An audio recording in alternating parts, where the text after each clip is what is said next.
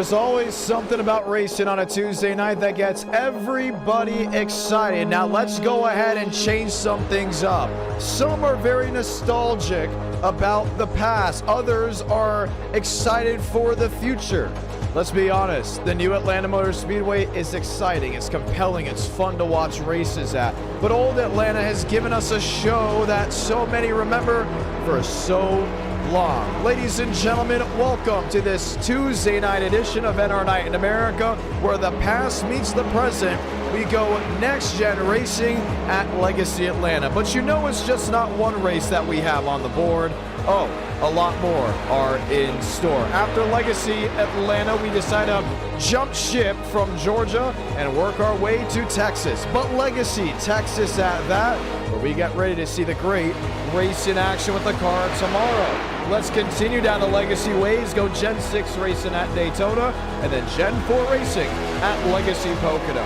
It's always a blast, and you know, for a long time we got to do those Friday night streams, and everyone's been asking for them to come back. John, when are we gonna get Friday night action, Friday night lights back in NR Night in America? Let's go with this Friday, because we'll be back as I have a week off from broadcasting in person.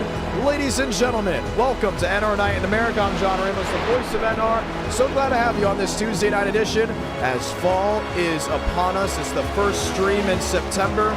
We're excited for all the goodness ready to come forth. But Jaya Kumar, Michael Mitchum, Matthew Brower, and so many others have taken to the racing surface. You're watching that number 23 work around the track of Matthew Brower, but other big names have joined in as well. And are excited to put some great shows on. James Thurston, Anthony Burrows, and others have joined the ranks as this 43 car field gets ready to rocket through Atlanta Motor Speedway. Always a blast, always exciting. We get ready to go back green flag racing. 4 races guaranteed tonight. We will have a 5th if we hit that beautiful 300 likes threshold. We will be back at Atlanta Motor Speedway this Friday night for night racing, because the night side of Atlanta is coming to iRacing. Then we will do Rockingham Xfinity.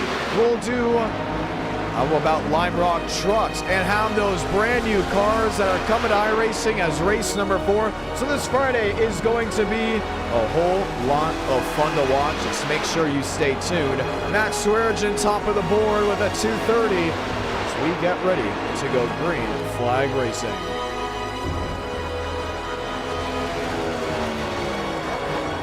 NR Night in America, fueling victories all year long. Tonight, we get to fuel victories for 4 drivers at least, maybe 5. But it would not be possible if it wasn't for the viewers back at home. What's really cool is when I do races in person, I get messages from you guys watching it live on Racing America and Track TV. I'm so glad to have you all here tonight. Eric W. already dropping down a gifted membership that was earlier in the stream. Very grateful for that as it continues to help put on shows like you see today. Karen Williams, Wes Edits joining the ranks as well. Kenny Real, excuse me, but he doesn't know Wheel, keep that in mind. Iceberger hanging out with us. James Thurston and others as we get ready to keep the live chat rolling. Thurston goes 10th quick. You see him thundering down off turn 4. Gets to the line. We'll like to see if he can jump top of the board. 3rd for James Thurston. Max Steinmeier, Andres Varez, Marquez Ramos, Joey Beck, Kenny Real, all chasing the Max Sweargen machine as we get ready to set the green flag. 43 drivers, 43 opportunities for 80 laps of racing here at Atlanta Motor Speedway. Let's give you a rundown. Once again, no stream Friday because I was in Winchester, Indiana for the World Stock Car Festival. Ranging from Friday, Saturday to Sunday. Got back home Monday at around 3 o'clock in the morning, give or take. And guess what? It was time to go racing at NR Night in America come this Tuesday. It's been a wild time to be broadcasting, whether it's in sim or it's reality. It's always a whole lot of fun. 80 laps to get it done. Mosteller's going to be quick. James Thurston's going to be strong. Matthew Brower, Adam Garza, Chad Thornquist, River Page, Kenny Real. That runs out the Elite 8 as we are less than 20 seconds away from the command. Kevin Champagne has joined us. He's there in 11th. The Connecticut-born driver, one-time e-ticket event winner. He got one hot night back in 2023. Excited to have Kevin Champagne hanging out with us, but we'll have to start in the 11th position outside that top 10.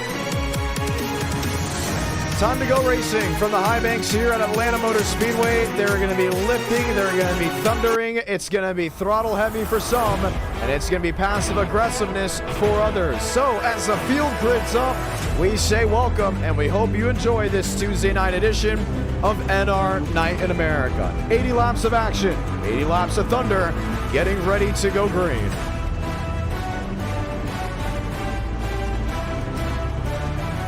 Jacob Wilkerson, Gavin Austin, Matt Grab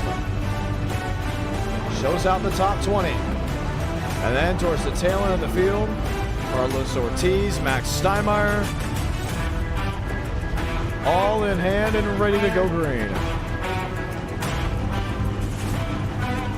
Mosteller, the MC Motorsports Toyota on the outside, making up the Toyota front row with Matt Swearage into his left.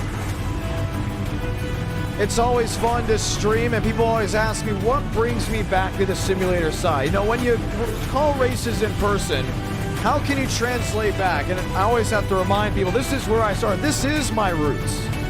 I love grassroots racing. I love grassroots broadcasting. I love short track racing, short track broadcasting. That's also considered my roots. But the heart of the roots started on iRacing. It's always a lot of fun to come on here, stay loose, have some fun, have some great races, call the action, because come Friday, Saturday, Sunday, when I do call races in person, well, I can thank Tuesday night, sometimes even Friday night, to getting me prepared for this night of action that is soon to come on the in-person side. Ford Chevrolet, row number 2. Chevy Toyota back in row number 3, Adam Garza, Chad Thornquist. We will get the one to go next time by. Once again, so glad to have y'all with us. Welcome to NR Night in America. If you are new, we hope you stick around and drop a like on the stream. How about become a subscriber of the YouTube channel? Because you know it's going to be a lot of fun. Check right side of your screen, humidity 44%. We got wind coming in from the east, so we say the southeast. 84 degrees, that's the temperature. 107 for the track temp.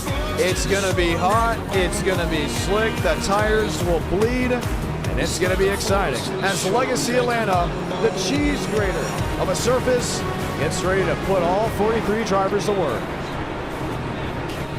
80 laps of action, no stages if you are new. We start the race at lap 1, we end it at lap 80, unless there is an incident on track warranting a yellow. Do keep in mind, things will get exciting, they will get rough and rowdy. Anthony Burrows, Riker Byram, Goff, being that top 15. Now it's that time of the night where we get to say those magical words. God speed drivers. You are go for throttle up.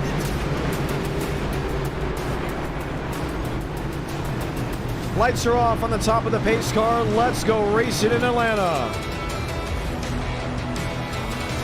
Left side of your screen will keep you up to date with all the racers getting ready to contend.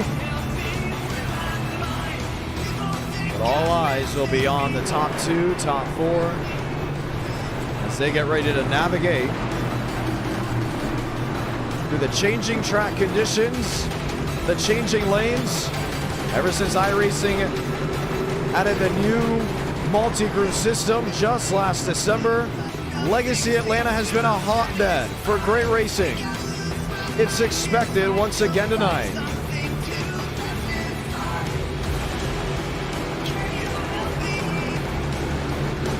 Field will line up 2 by 2 as they work their way through 3 and 4 for the final time. Matt Swearage has been on a dry spell. It's been so long since he's seen victory lane.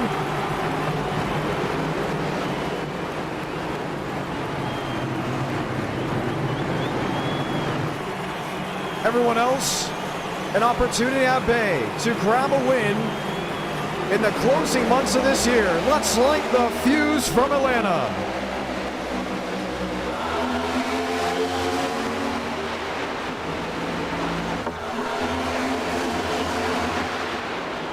Mosteller, top of the racetrack, lined up with Matthew Brower.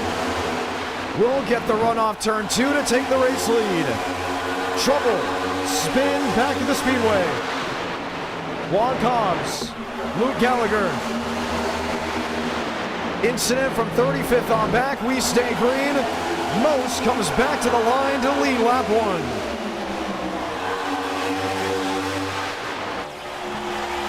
Max Swearingen, bottom of the racetrack. Matthew Brower to the wayside.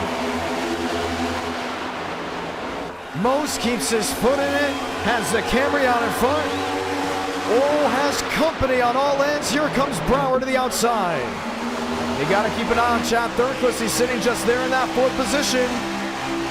Where do you go? Where do you run? You got Matthew Brower there in 3rd. He's not going to give it up too easily. Kicking the dust up on the inside goes Most. Now Max Swearingen to the top of the racetrack. He lines in with Matthew Brower.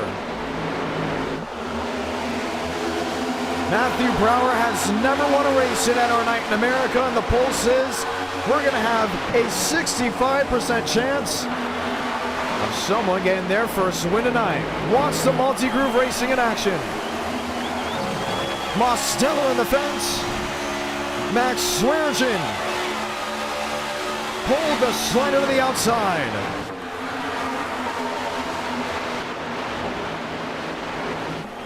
Brower in 3rd, watching, waiting. The run carrying from 2nd. He's able to get out the throttle so much earlier.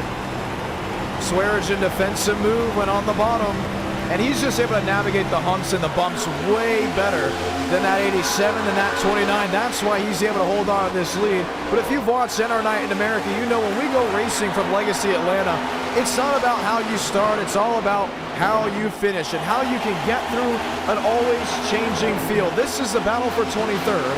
Gavin Austin, Joey Bag, Pravi Vijayakumar outside the top 20, but just inside the top 20 you see Anthony Burrows. He sits in 18th. It's a multi-time winner, an e-ticket winner in NR Night in America. Always exciting to watch, always exciting to see. Luke Gallagher, one of the drivers struggling down in the grass. 2nd incident for him, but it's off the racing surface. The battle for 3rd. Chad Thurquist to the outside. Max Swearingen pulling away as Mosteller tries to hold on. Toyota Frenzy up inside the top 4.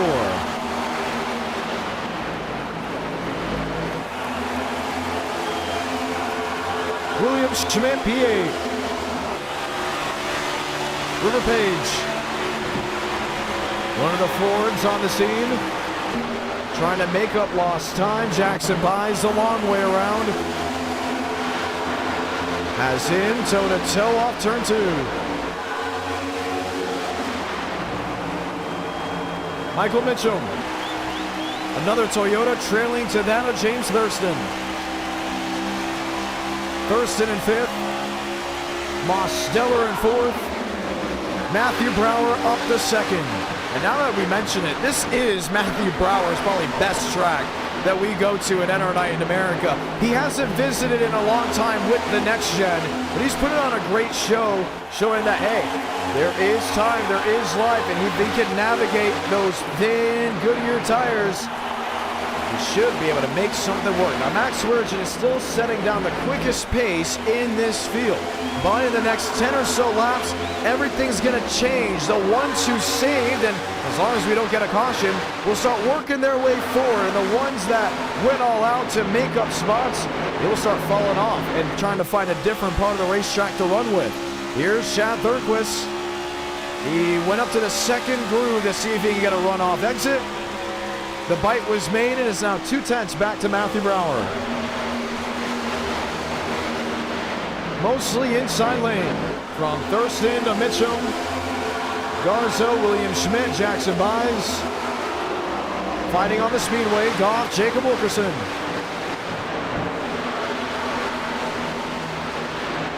Can he reel? Long way around, and already you're starting to hear the inputs just a little bit different. Look at the speeds. They were upwards of 190 miles per hour when we started this race. And already around a 6 mile per hour drop off. And who is down the back? Chad Thurquist. Thurquist dropping back to the 17th position. He's on pit road. He most definitely got him to the outside wall.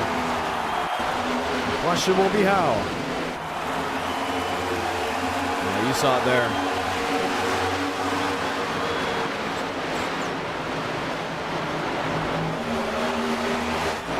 Later just got stuck up in the fence.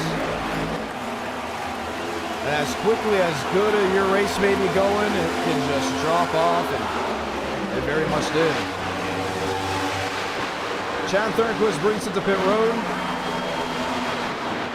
And talk about a change. Daniel Mosteller up front navigating, doing what he can to work, and he's starting to drop off big time. There's Anthony Burrows. There's Mosteller. He's been in this position. A lot of drivers that come into NR night for the first time, they think, oh, we're going to get a bunch of cautions because that's what they've seen. That's what's gotten viral. The wrecks, the wildness, the crazy finishes, those late race yellows. But you also have to factor in the fact that we have had races go green all the way through. Matter of fact, most recently at Las Vegas, just in the last stream, went all the way through with the Xfinity Series, and not a lot of viewers, not a lot of drivers expected that to happen. With Legacy Atlanta, it's been known for getting a 1 or 2 caution race, but on the flip side, also getting 5 or 6 yellows. So keep that in mind. Some on different strategies. Do I run all the way through? Do I navigate correctly? Do I go up there, try to get the track position? Do I fight back later in the race? Look what's going on up front. Max Swearengin, Matthew Brower. Brower in second, Swaggy in first. 4/10 the difference, and the Matthew Brower 29 has quickly caught pace to the Max Swearengin 15. Michael Mitchell up the third. William Schmidt into fourth. Schmidt checking a different end of the speedway. Closes to the back end of Mitchum. Still no shuffle. Not much of a change. Tries the middle groove. Toyota on Toyota from the nose of James Thurston.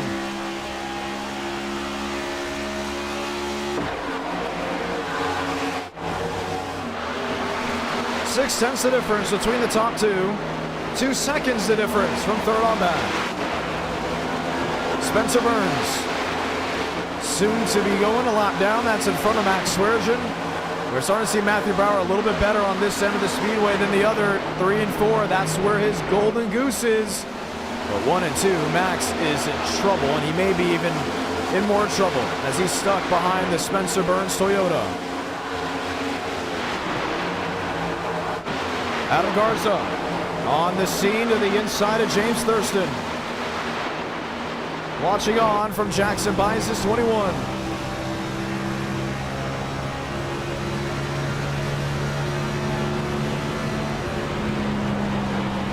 Tries the middle lane.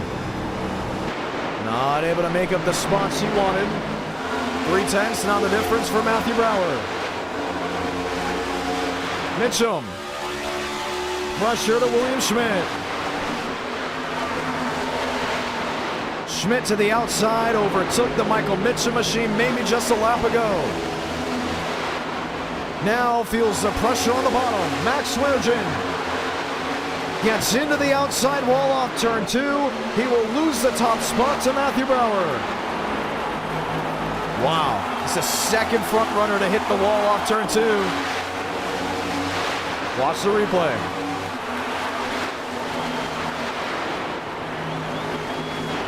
Inside, Spencer Burns. Oh, just snapped on him. Hit it twice, and Matthew Brower is eyeing a first win in NR Night in America. Swearengin forced to now run a different side of the racetrack to make up time. Riding on with William Schmidt.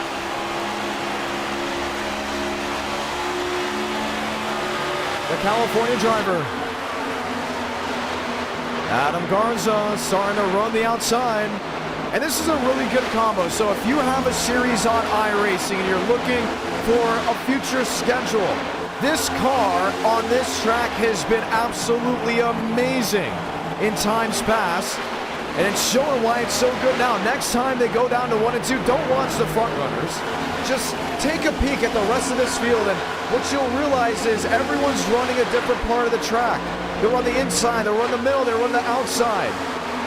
Why? Because certain parts of the speedway handle better for others. 1 and 2, they may use the bottom. 3 and 4, they may use the outside, as you watch Adam Garza and William Schmidt go toe-to-toe. Common form of racing here at Legacy Atlanta, and it's going to continue to be that way as the tires start to deteriorate. If you watch back to the start of this race, the shading on the racetrack would be a lot different than what you see now. Most of the groove is either in the middle or the bottom side of the racetrack, but Legacy Atlanta has a near cushion that works the top side. Now the sun is setting at the track, so the temperatures will cool off. Remember how I said the track temp was about 107? Well, that was when the sun was behind the clouds. It's now 109 degrees, but could get down to 105 by the time we see the checkered flag. That little change in temperature will affect the racing surface. So keep in mind, a lot is still on the table, but for Matthew Brower, it's the race lead.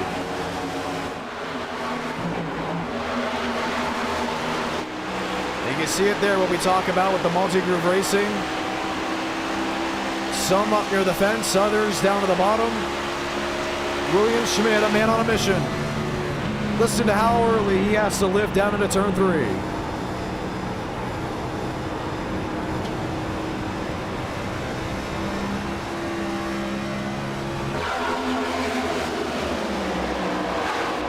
River Page. Stuck in a bubble of a cluster. This is from 5th on back. Page in 7th, Max Steinmeier in 8th, Jackson Buys in 9th. Oh, Max Steinmeier loose on the inside. And I kind of want to laugh just for a moment because these are some of the drivers that are struggling to go anywhere within the field, but River Page is actually doing what he can to keep pace to Matthew Brower. Just within the last lap or so, he's been at a 2.5. He'll get a 2.4 just around that this time. That is seconds back to the race leader. Max Swearengin, for the most part, has been able to hold on to a tight position to Matthew Brower, still 0.6 back. And you saw that of Adam Garza get up into the outside wall. Mitchum. Schmidt.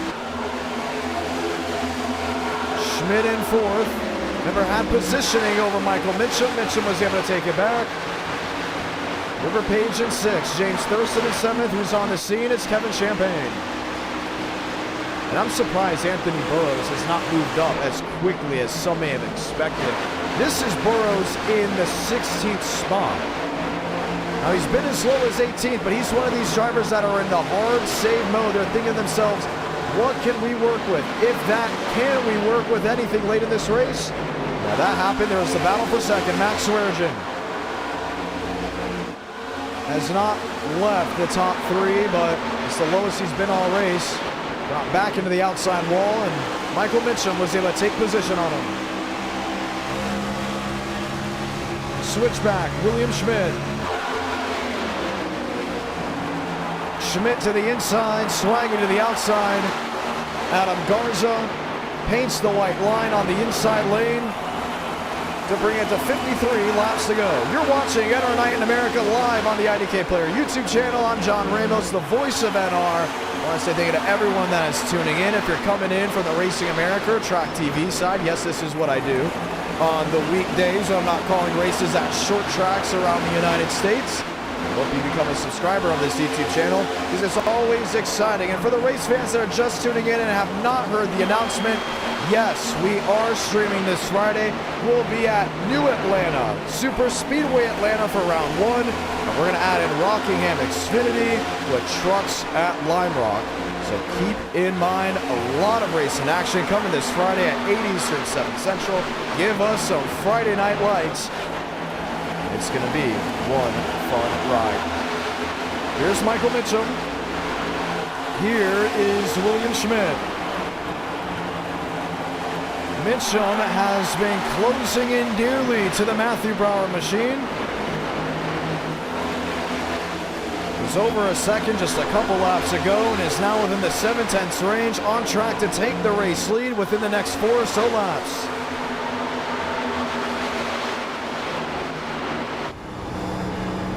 Looking to navigate the lap traffic. 51 to go. Kevin Champagne, James Thurston. Champagne topside, Thurston inside. James will lose the spot. Kevin will leap forward. Just a little farther back. Joseph Goff, Yahir Rodriguez, and Anthony Burrows. Burrows now setting pace on the front runners. Schmidt, top of the racetrack. On off exit.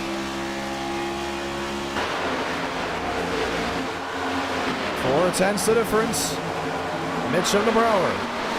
Can Matthew Brower grab his first ever win in NR Night in America on this Tuesday night edition? Or will strategy throw him for a loop? 50 to go.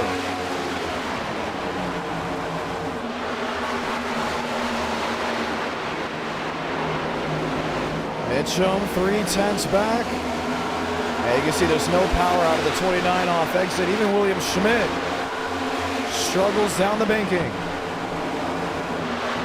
Garza, River Page, Kevin Champagne. There's Max Swearengin. James Thurston on the inside, riding on with Jackson Buys.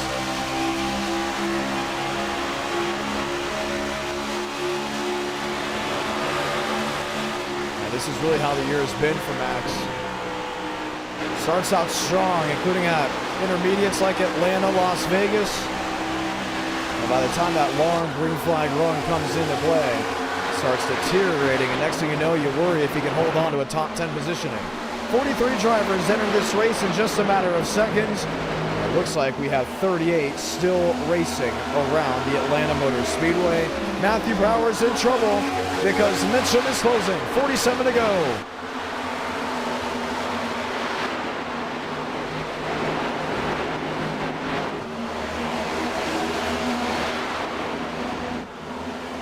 Brower off turn 2. Mitchum closing with him. William Schmidt, River Page, Kevin Champagne, James Thurston. 2/10 the difference.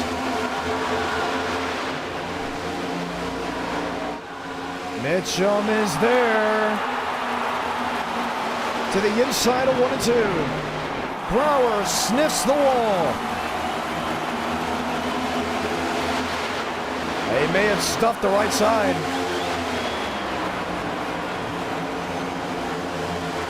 Mitchum to the bottom. Brower to the outside. Fight for the top spot. Adam Garza closing in. Brower powers off turn 4 to leave that lap, but still in jeopardy to 1.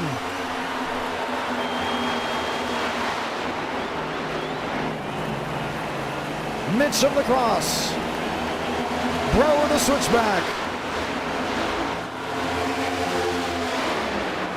Matthew Brower will lock in that spot. Couldn't get Mitchum to commit. That's one thing you got to keep in mind with the 29. He has never won a race. This is his opportunity, and he's not going to lay over for any Toyota on the scene. The fight for the lead. Adam Garza in third, closing in. Riding on his nose. Mitchum clears. Brower the shove.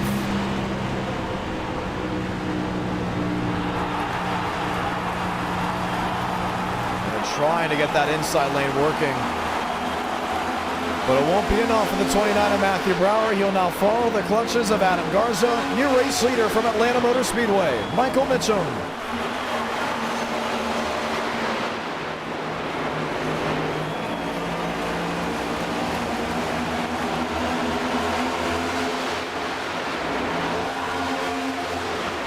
Three-tenths back for the Brower machine. Adam Garza, River Page, swarming the 29, who is worn on tires. Now, they've tried already different ends of the speedway. Garza will choose one end. Page may choose the other. No, they jump to the wayside. I think for Brower right here, you can't defend too hard on Garza. I know he's looking for a caution. You don't want to generate a caution. You really want this race to go green all the way through. A lot of drivers struggling for positioning, struggling to maintain. Remember how far Anthony Burroughs was back? 16th. Check this, he's a 9th.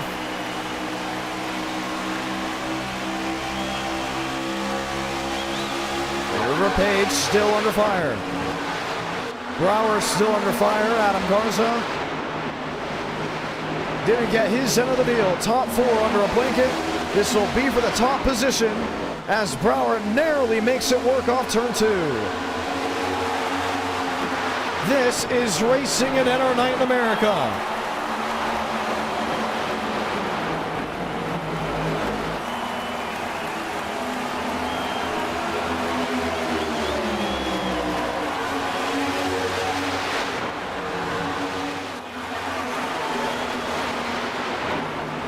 Schmidt, Mitchum. Oh, what happened with the Garza machine? I believe he did come to pit road. Garza's in. Brower is in. Max Swearingen overshoots his stall. Pit road is open. And if we go green, they wouldn't be able to make it from here. Battle for the lead. Page on the outside, Mitchum on the inside, can't hold on. River Page, new race leader from Atlanta. And the swapping for spots does not seem to be going anywhere. Now do you come to pit road if you're Michael Mitchum? For him, the answer is no. Kevin Champagne, William Schmidt, James Thurston. Then there's Anthony Burroughs in the 2. Burroughs is one of those guys that expected this to be a long form race. He didn't want to see the caution, didn't expect to see the caution. And now we're at the point of this event where you start thinking to yourself, do we get a caution? And if not, it's going to completely come down to strategy.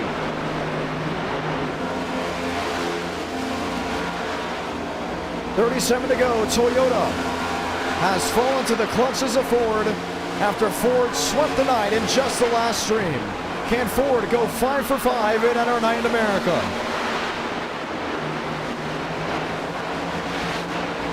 And all those drivers either 1 or more laps down. Well, it's mainly because they've already come to pit road.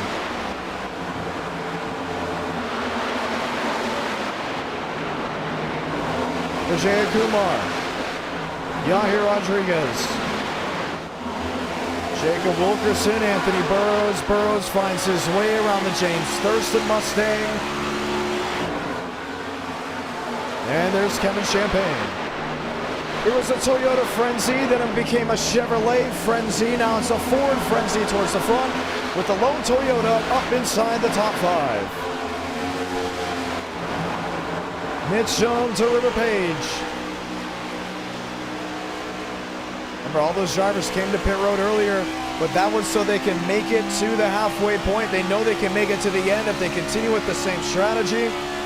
But what these drivers are thinking about doing is an overcut where they could push the machine just a little bit harder later in the race, where then they can blow past the drivers that would be on worn tires by the time we get to 20, 15, 17 laps to go.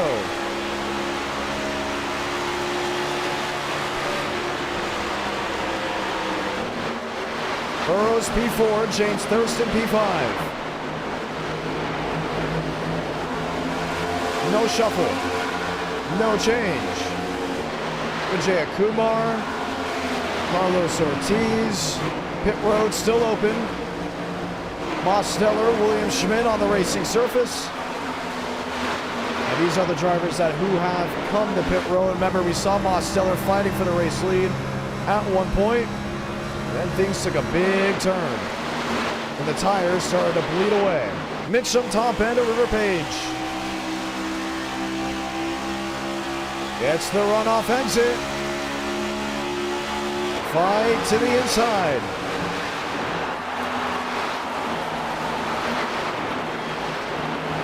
You're watching race 1 at Atlanta Motor Speedway.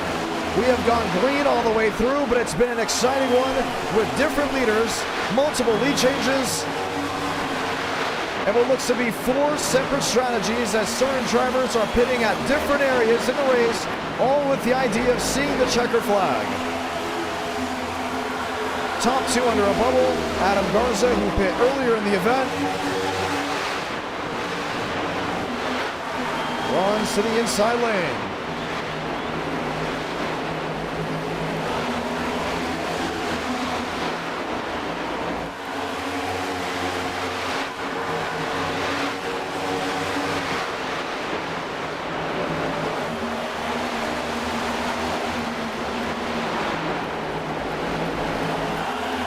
Mitchum top end. There's Matthew Brower, who has already worked his way to pit road. What Brower's thinking right here is when River Page comes to pit road, you got to set down the fastest lap possible, get out in front of River Page, and then maintain pace so you can bring your car all the way to the last lap to see the checkered flag without losing as much speed, because when River Page comes to pit road, he will most likely be the fastest car on the racetrack with Michael Mitchum and Kevin Champagne. Now we are hearing word. Yes, we can now confirm this. Some drivers are looking to stretch the fuel, stretch the car all the way to the checkered flag. Don't know if it's going to be possible. Those 80 laps are going to be brutal. But keep in mind, there are drivers that are considering it if they can. They will definitely know by 20 to go. The only problem is a lot of guys have already unlocked themselves. Matthew Brower, 27 seconds back. Adam Garza. Garza is on provisional lead. Anthony Burrows says, I'm not going for the strategy, but he may have just sped on pit road. Burrows is in. Thurston is in. I just don't think that strategy is going to work. They'll have to come at least once for gas, and then maybe you can put 2 tires on it.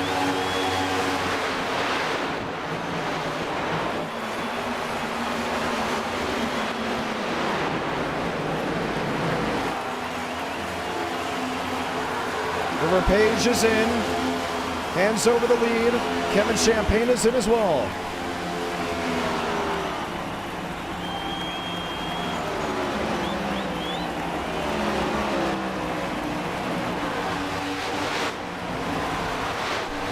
Page into his stall. Michael Mitchum. Last man standing.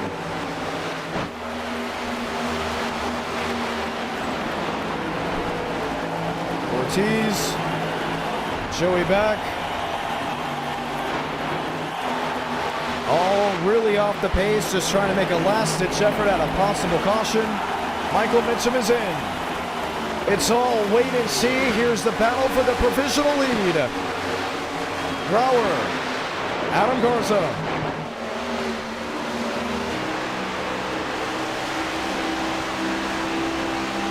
They should very easily be able to beat the Mitchum machine off pit road. Mitchum falls. Adam Garza, provisional race leader in Atlanta. Brower in second, Goff in third, Schmidt back to fourth. And now we all hope this race goes green. Y'all know why? Because if it goes green, you're going to see all these drivers in the top 15, top 20 shuffle like you've never seen them shuffle before. Here's Schmidt. Inside. of the Max Swearinger car. Joey Beck yet to pit. Still the provisional battle for the top spot.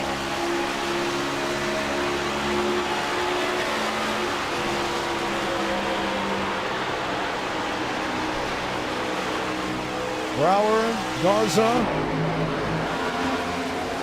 all toe-to-toe, nose to tail.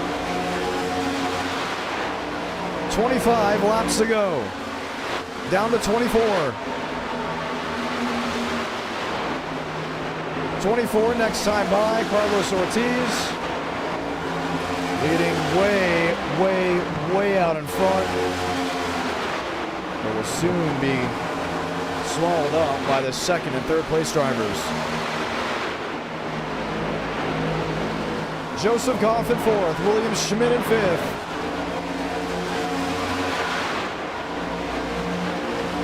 Garza and Brower.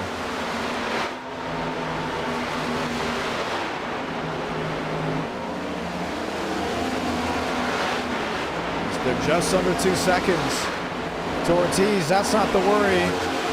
What they're truly worried about is Kevin Champagne in 8th, Anthony Burrows in 9th, Michael Mitchum in 12th. Look at the speed out of Mitchum's machine.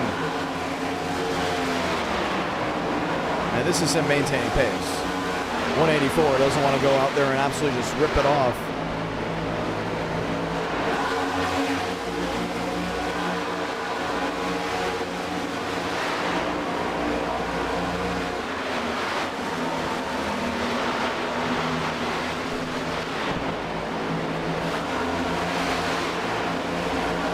Champagne, P8. Garza still holding on. But what was a provisional lead will now be the race lead. Adam Garza to the outside of Carlos Ortiz, new race leader from Atlanta. And I always tell people, you don't need a lot of wrecks. You don't need really any wrecks to have great racing on iRacing, just great racing in general. Because you see stuff like this. Now, there's no guarantee Adam Garza's strategy will take him to victory lane. He went out there and pit a little bit earlier than Matthew Brower. And I believe Matthew Brower right now is like a cheetah that has caught his prey, but is using his prey as bait to lure in other opportunities. So keep that in mind. What's the other opportunity for Matthew Brower? If he can maintain pace to Adam Garza and not chew up the tires when it is go time, and when Champagne closes in, when Burrows closes in, there's still enough fresh rubber underneath the 29 where he can then be toe-to-toe with them and not lose speed just because he pitted at a different time frame than the drivers that are doing the overcut. Champagne in 8th, Page in 10th, Mitchum in 11th. Mitchum already finding his way around Yahir Rodriguez. River Page to the outside of the 11. And there's Anthony Burrows. There's Kevin Champagne. And that's a smart move by Brower. And how many races has Matthew Brower lost because of strategy? I mean, I think I can name them on at least both of my hands. One in the outside wall. That's the 0-1. Keith Ingram pounds the safer barrier, gets off on the apron. Admins are calling to keep it green, so we're going to stay green. 19 to go. You don't want to screw the strategy up. And they may be calling for relaxed yellows. William Schmidt keeping an eye on him. Look at his lap for lap. Has been closing in on the leaders, but not by very much. Checkmate. He got to a 2.8. He's definitely a little bit quicker at that end. Checking in on Joseph Goff. And kind of been everywhere. Not in the best position. Carlos Ortiz, one of the drivers, wanting to see if he can finish it off with a top 15. Jackson Mize. He's lost time, and then there's Kevin Champagne, who has been on a tear lap for lap the last 3 or 4. 17 to go.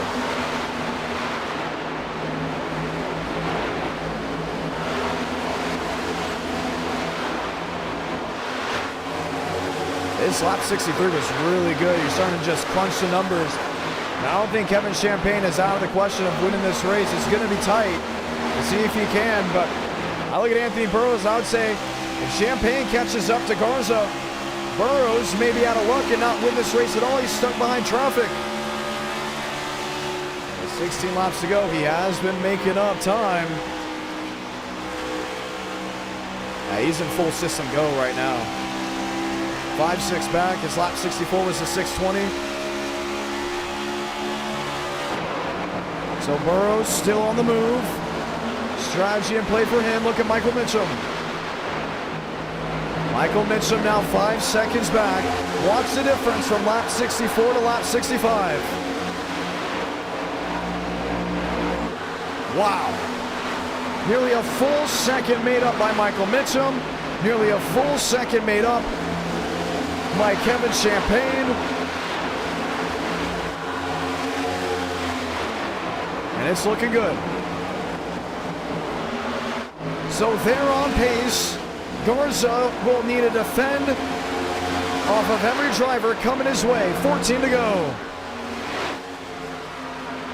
And if you're just tuning in, you may be saying, man, everybody is spread on out. This race looks to be over. It's done. Oh, you needed to watch from lap 1 to just understand the play out of this event. Brower to the wayside. Garza to the inside. Here's William Schmidt, bottom of the track.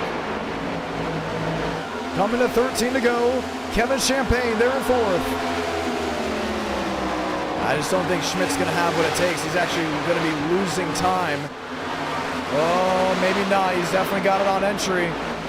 You're starting to see Garza and Brower turn the afterburners on just a tad because Kevin Champagne is a man on a mission. Look at this. Michael Mitchum, Anthony Burrows, all over each other to turn 3.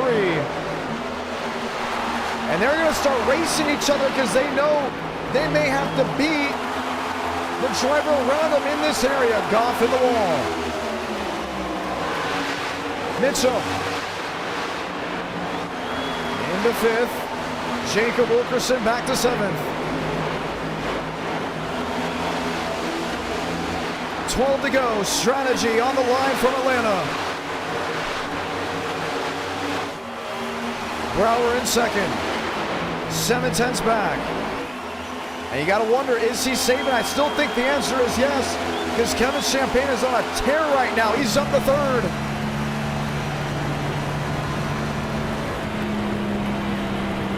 The driver from Connecticut. Brower up and into the outside wall. You're not going to be able to get to the top by doing that. Now he's forced to run the outside. He won't make up any time on the bottom. Look at how much rubber has been laid on this surface. He still can make it work, but that back marker of Joey Beck is going to work his way around. 10 to go from Atlanta. Does the strategy work for Adam Garza? Or does the strategy of arriving faster be late for Kevin Champagne, Michael Mitchum, and Anthony Burrows work out? I think for these guys, it's going to be a tough look because Mitchum's not going to allow Burrows to move through. No way. Including when they're fighting for the spot. Now, they will find a way around William Schmidt pretty handily. Schmidt hitting at a different sequence, different time. Mitchum 3 seconds back, maybe even more. He's going to need Kevin Champagne to make quick work on Brower, and for Garza to defend with all of his might on Kevin Champagne to then have a shot. And that same goes for Anthony Burrows. 8 to go from Legacy Atlanta.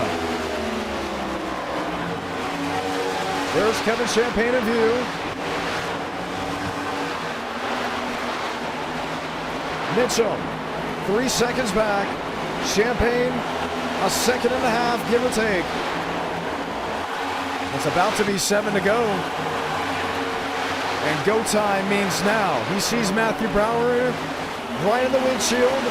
Brower runs the middle lane. Champagne on the inside. Fight for the second spot.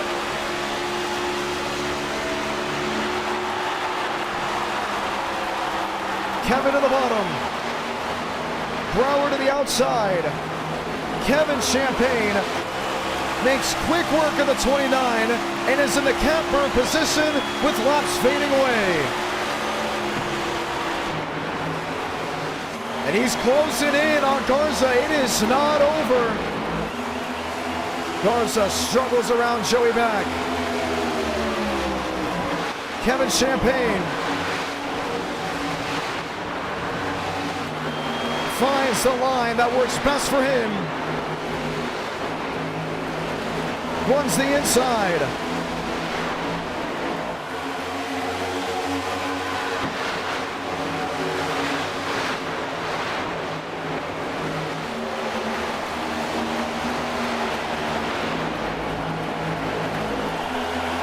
One second flat. That was off turn 4. 5 to go. Mitchum, Burrows. Burrows finds his way into 4th. After starting 16th.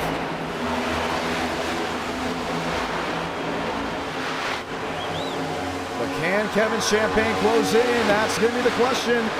Close in, yes. Close in time. 4 laps to figure it out. 7/10 back.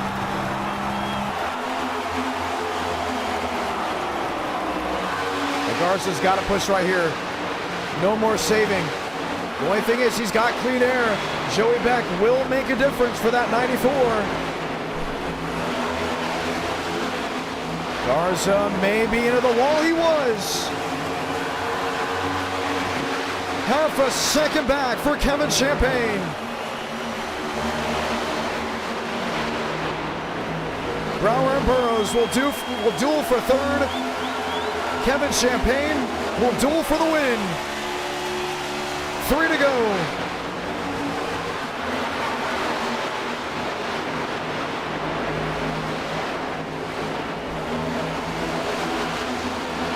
Top of the racetrack. Sees the prey in view. Cars outside. Kevin Champagne inside.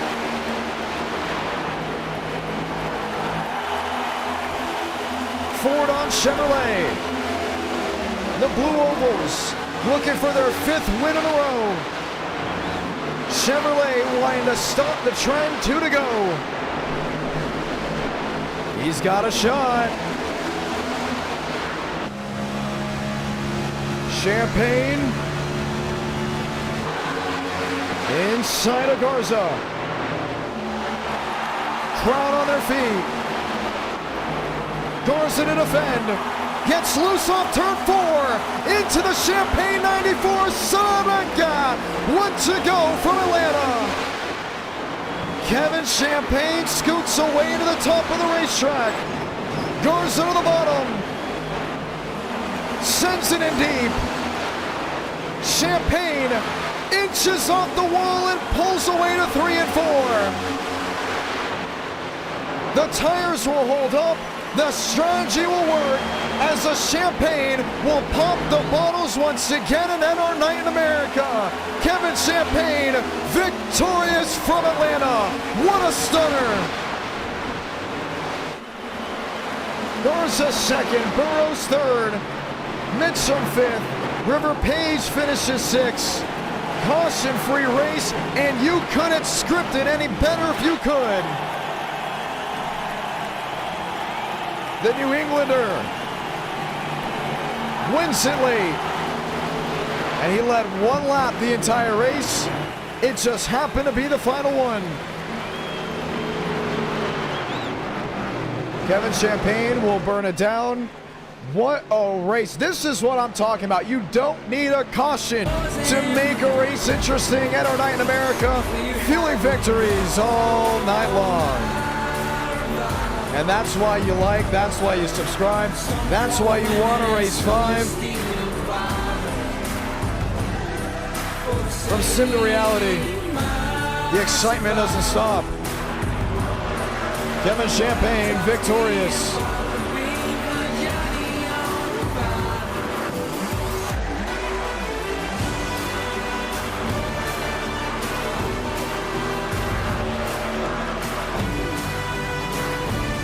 That's awesome.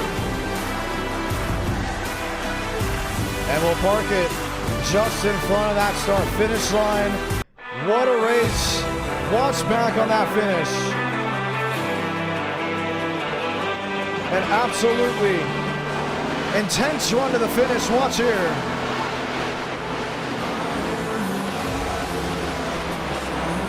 Jumps to the inside.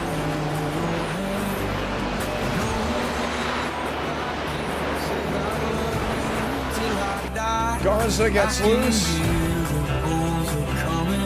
The worry was when he got into him that they were going to go right into the wall, but what a save. Garza wasn't done.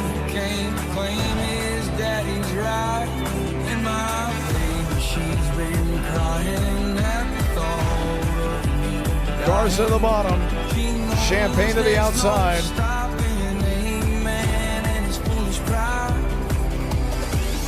And right here you see him just throttle up, trying to get to the quarter panel.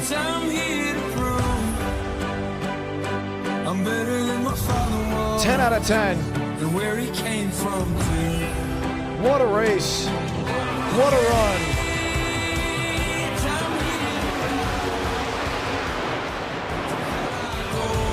Connecticut outclasses the rest of the lower 48.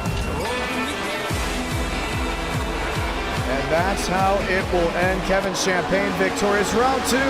The eyes of Texas are upon us.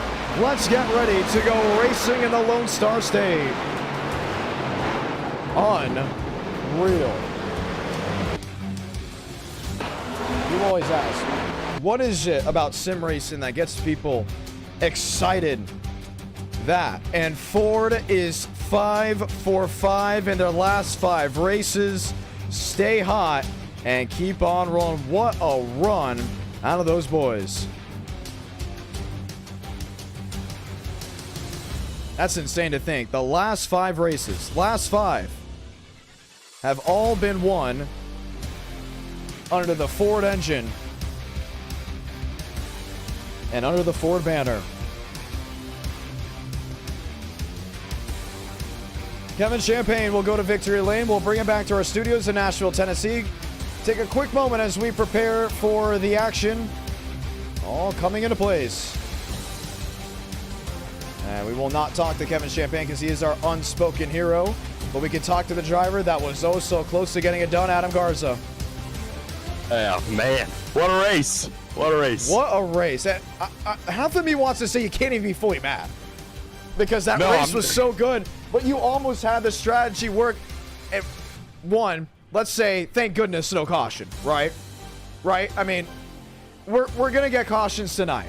In the last stream, we had a caution-free race between William Schmidt and that of Frank Horley, and it was just a stunner. It was so fun to watch. And now here we are. We get another caution-free race, and it's a stunner. Forget cautions. I'd say we just throw cautions away because we continue to have these great races with little to no issues.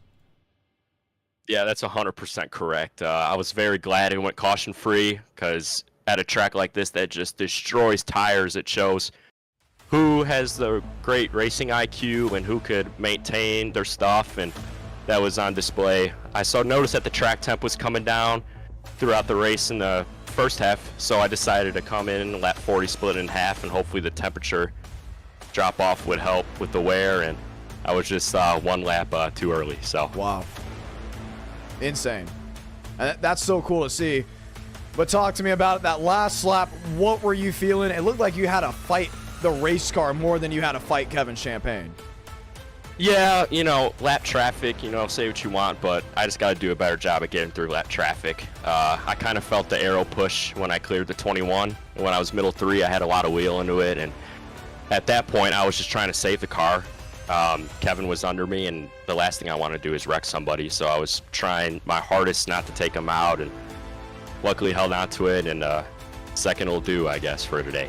What's up with these legacy tracks, and why do they put on such a good show?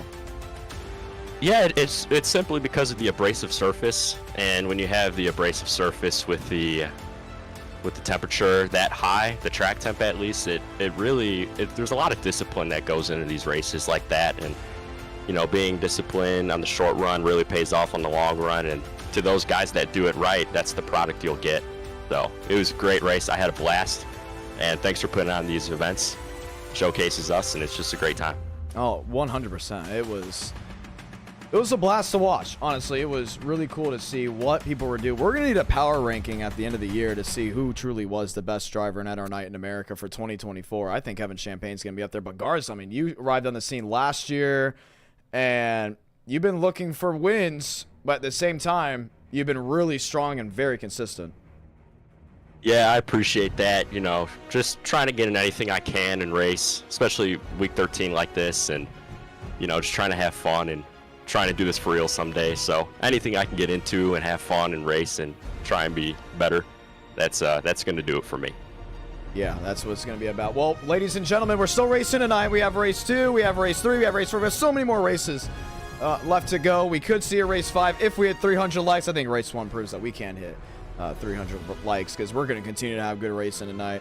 We will also be back Friday. Do want to point that out. We are planning on a Friday stream. We'll be back at Atlanta for race 1 Friday as well at night. It'll be our first Atlanta Super Speedway night race. Then we roll into Lime Rock Trucks with Xfinity Rockingham. That's coming up this Friday as well, so keep that in mind. A lot of great things coming forward. What are you most looking forward to this Friday? Definitely, I would think the Xfinity cars at Rockingham, just like Atlanta, but, you know, with a smaller track, and the surface is way more abrasive. So being able to search and try and get around guys and conserve your stuff, and just like this at Legacy Atlanta, I would expect the same finish. Yeah, I'm really excited to see what Rockingham can do. I think Rockingham has been really good to us. I know definitely with the truck series. I think we've done a couple Gen 6 races there as well. Yes, we have done an Xfinity race there. I think Dylan Basin maybe won a caution-free race, but these caution-free races are so unique, and they're coming a little more often just because the racing is away. But now we're heading into a second race. Do you think these drivers have to look out for the fact that it could be the polar opposite? The pendulum can swing to the other side where it's more wrecking than racing? Yeah, 100%, you know, and that's the beauty of racing, is it can either go either way. And, you know, tonight we had a caution-free race, and then you're going to have races that you're going to be able to focus on your restarts, and you got to hit every single restart and be aggressive. So depending on the swing of things, and that's just the beauty of racing right there, is just being able to adjust. And if you could conquer both, then there's nothing stopping you. 100%. That's what we're really excited for. Well, we're loading into the session. Congratulations on this P2. Do you want to say anything to any of the viewers back at home? Oh, you know, this is great stuff, and it showcases, you know, talent, and a lot of guys who are able to have access to NR Night and race, and it's all around great, and hopefully it continues. Did we lose him? We may have lost him, ladies and gentlemen, at Garza. That's worth it. Oh, there he is. We got him back. Well, hey. Oh, I was gone. Yeah, we lost you for a moment. I was like, uh-oh, did I lose the stream? But no, we look to be good to go. You hear it in the background. Congratulations on your P2 finish. Well, hopefully we can do one more better in the future. But yeah, I had fun. Thanks, a blast. That's Adam Garza, ladies and gentlemen. Let's talk to a driver that was close early on, had something working well with them. Max Swearish and John Ramos, how are you? Oh, hello, Jonathan. I'm having a splendid afternoon. How about yourself? I think you're doing really well. Talk to me about Atlanta. We're heading to Texas. You were doing well early on, but the tires started getting away from you. What happened out there? I was in the wake of Spencer, and it just shot up. I snapped over steered probably like 3 or 4 times. Really? Yeah, I snapped, and then I caked the right front. I took damage under my green flag stop, and I went a lap down. So that's the story of that. I mean, I was top 5 probably before. Obviously, I don't know how to tire save, and I killed my stuff on the long run. So I just hope this race goes better. I love the COT. So yeah, we've done this combo before. The last driver to win in this combo was actually Abraham Vila way back when. We did not join. We didn't do this car track column for a while. Then we brought it to the Gen 4. I remember that. And people really liked it. So we're trying to see if the Legacy Night can continue with the racing action. I'm excited to see what it can do. But then we got Legacy Daytona after this. Then we got Legacy Pocono. Any car track combos that you're looking forward to? The next one for sure will be cool. I might do the fourth one depending if I'm gonna be up by then, because I have to be up at 5:30 in the morning. So I will see what happens. This car is loosey-goosey.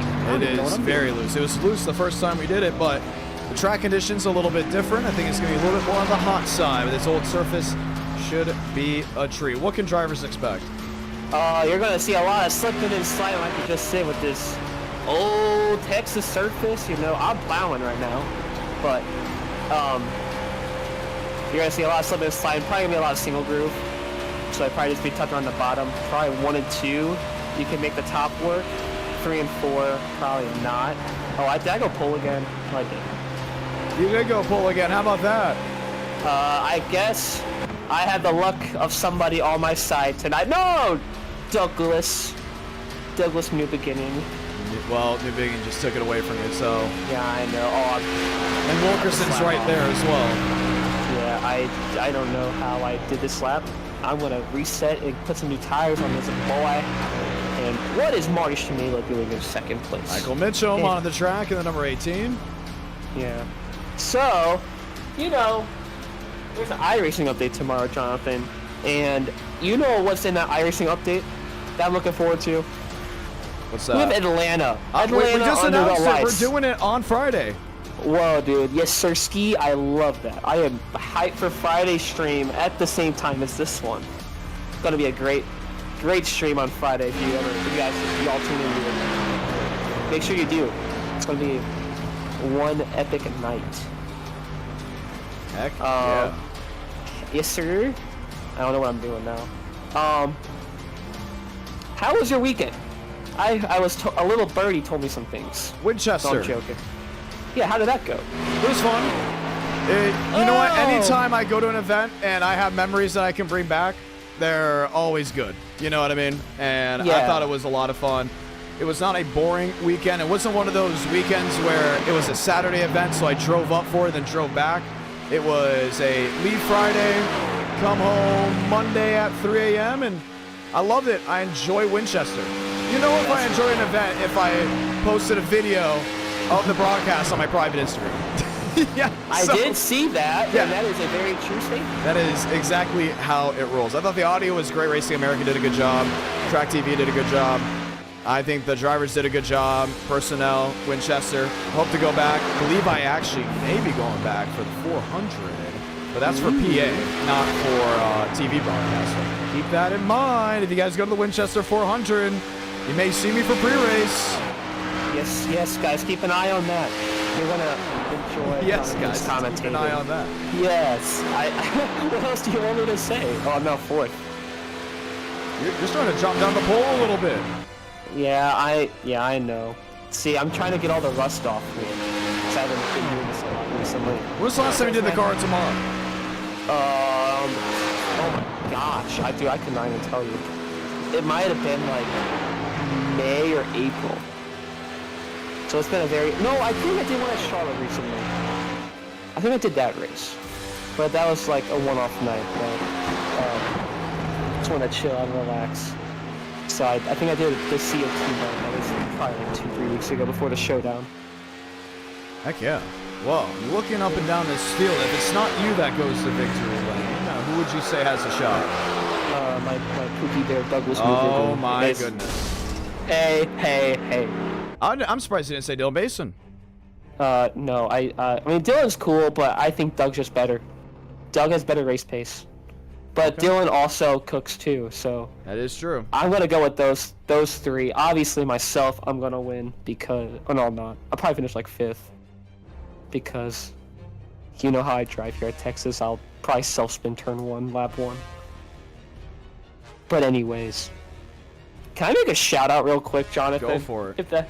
I want to shout out my girlfriend. She's watching right now, so shout out to you. You can tell he smiled because he, you know. Jonathan knows me too well. Yes, I'm smiling, but shout out. His voice changes a little bit. No, it does. Okay, it does. Yeah, there it goes again. But okay. No. But I'm gonna shout her out because she literally just texted me, "Where's my shout out?" I told her I'll do one if I ever get in right now. You can't see I am it, okay.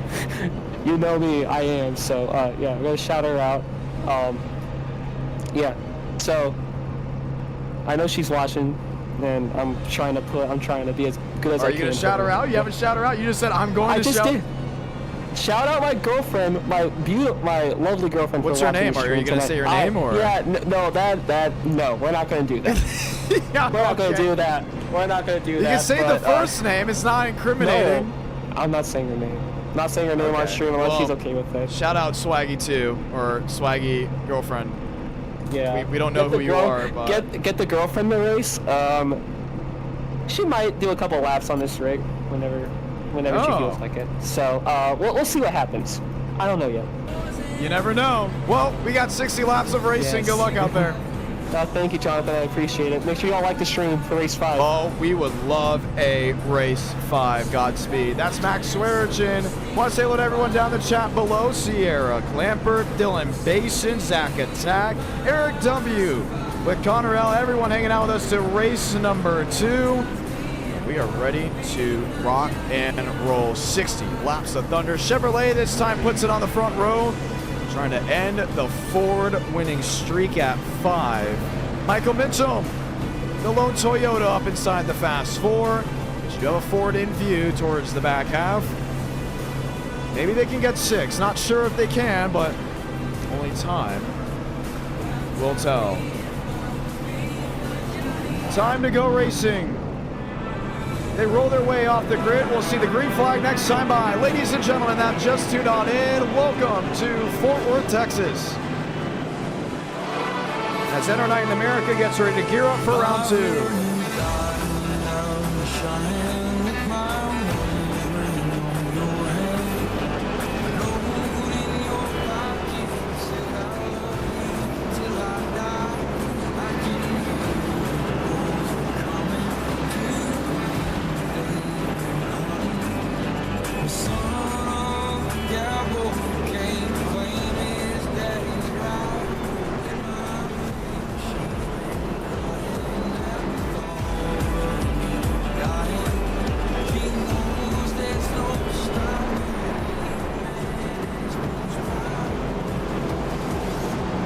Next time by, we'll see the one to go. Let's go ahead and say those magical words. God, speed, drivers. You are go for throttle up.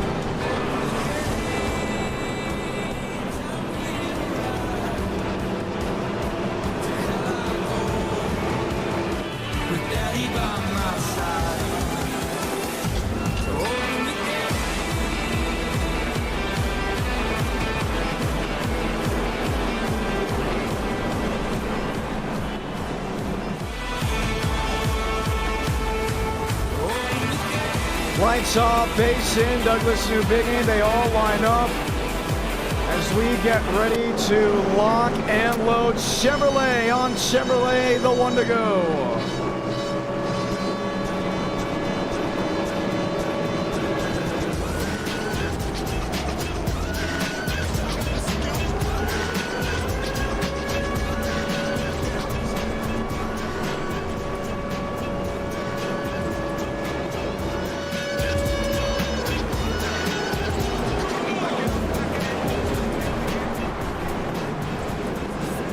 Basin on the bottom. I'll just sound a blink out. Keep that in mind if internet becomes an issue. He may be forced to drop to the rear. Crowd on their feet. The Lone Star State welcomes NR Night in America for the second race of this Tuesday night edition. As the excitement and the fun continues to barrel all the way around. Dylan Basin, Chevrolet on the inside. Douglas New Biggie, Chevrolet on the outside. Gives us 60 laps of thunder. Let's light the fuse from Fort Worth.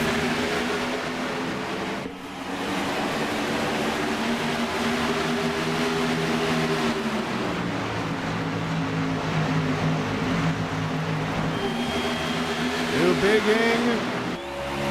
Pressure already from Ostellari. Goes around. New Bigging in front of the field. The caution will wave. Matt Steinmeier involved. Josh Kenyon.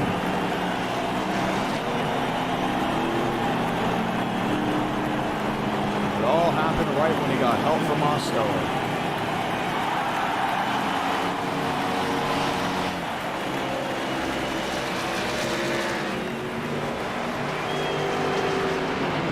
Wow. From a caution-free Atlanta race to an incident on lap 1. Watch again. Saw Demos just get into him ever so slightly. And Swearigan got into him. Into the outside wall. Josh Kenyon, Yahir Rodriguez, Max Steinmeier. And a full lap could not be completed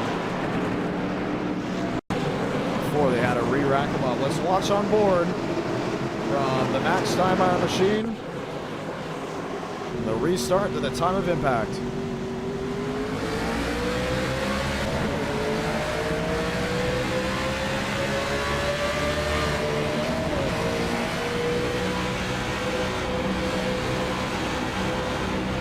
Hear them on and off the throttle.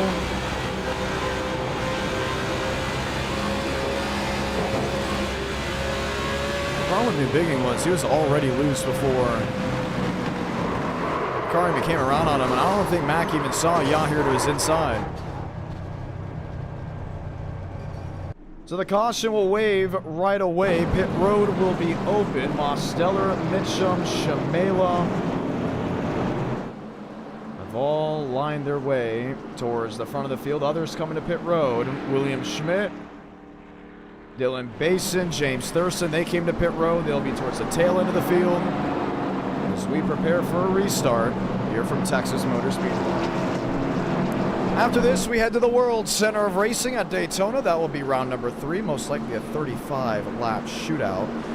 The Legacy Daytona with the Gen-6 stock car.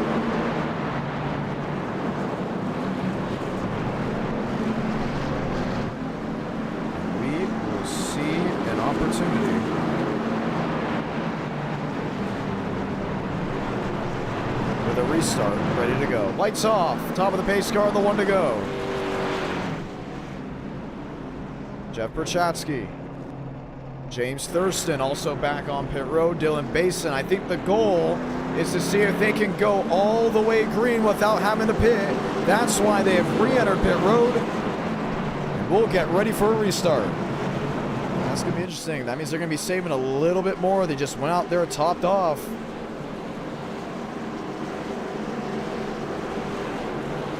Lights are off. Ready for the restart.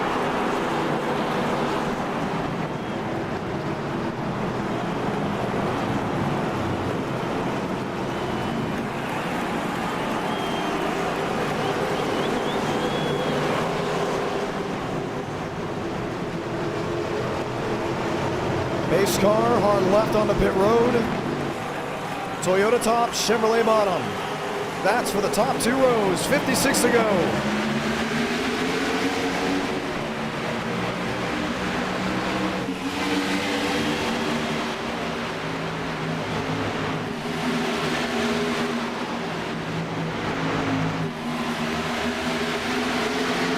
Mitchum in line off turn 2.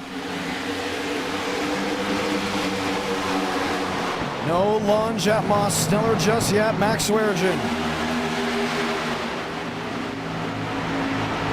waiting in the wake. Mitchum top end.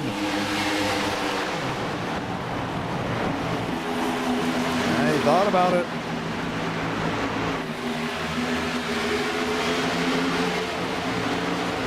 Does he find a way through the 87? Watch the inputs, left side of your screen. Masses the throttle into turn 4.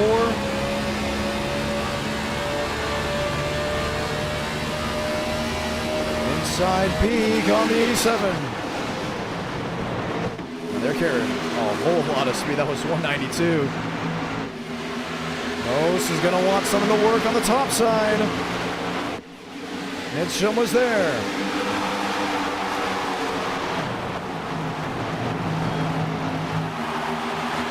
Swearigan to the bottom. 3 wide for the top spot at Texas Motor Speedway. 2 Toyotas and a Chevrolet.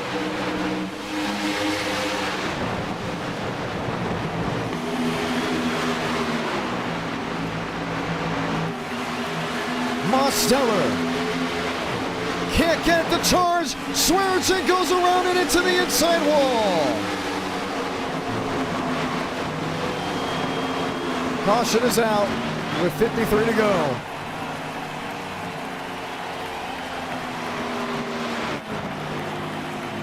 And there's the damage on the 15. That's the thing about Texas. Not a big backstretch, not a lot of clearance, not a lot of give with the big infield they have.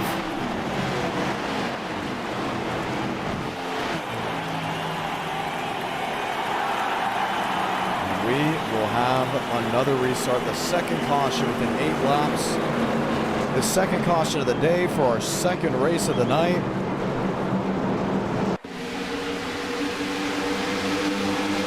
Watch back again. The second you saw 3 wide, you knew it was going to get exciting. But then Mitchum goes down there. He crowds the 15. He doesn't want him to get any type of run. He's giving the run actually to Mosteller, who was to the wayside, to the top of the racetrack. But what ends up happening is Max gets loose on the bottom. Mitchum charges up a heck of a run. Most got to the gas way too early, had a feather out. And when Swearinger came up the racing surface, the Michael Mitchum machine was waiting for him. You can watch it again on this end of the speedway. Maybe it can give you a good view. You can see the 87. He's got the throttle out. Mitchum is there. He does get a little loose, but Max just went right into his door. And the inside wall met the demise. Full speed once again.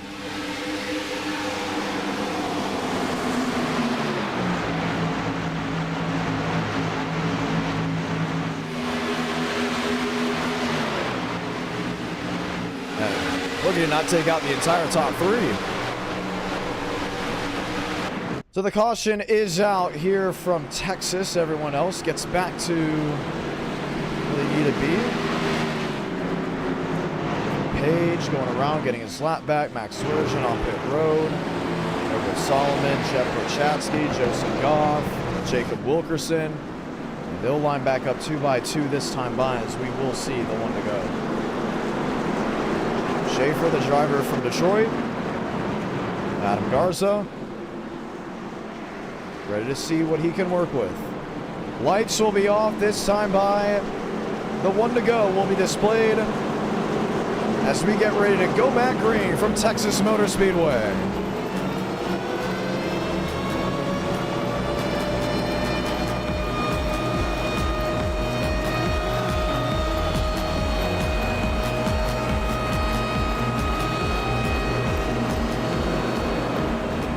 Chevy, Toyota.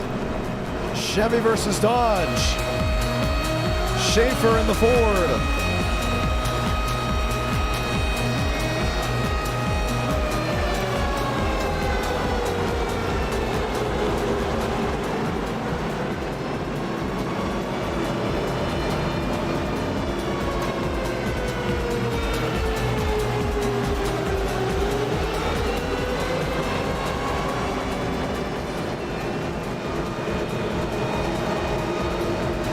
Schaer hard left on the pit road. Mitchum, Mosteller, 49 laps to go.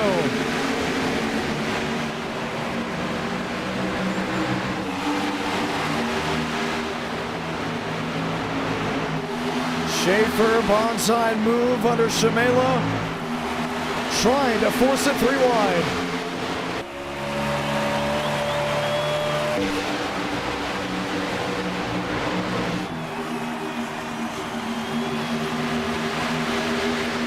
Mitchum topside, Mosteller inside. Toyota advantage off turn 4. Mitchum leads it to the line.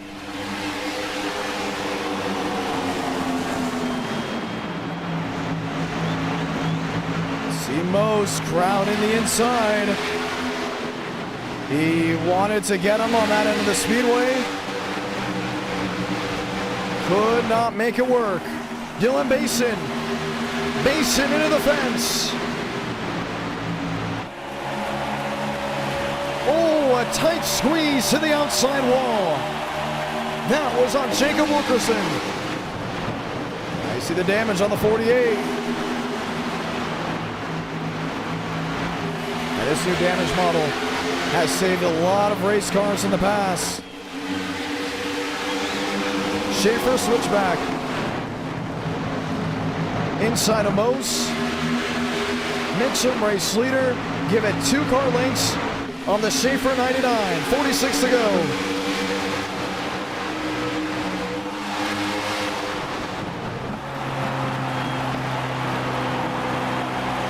Steller has been using the outside lane most of this race.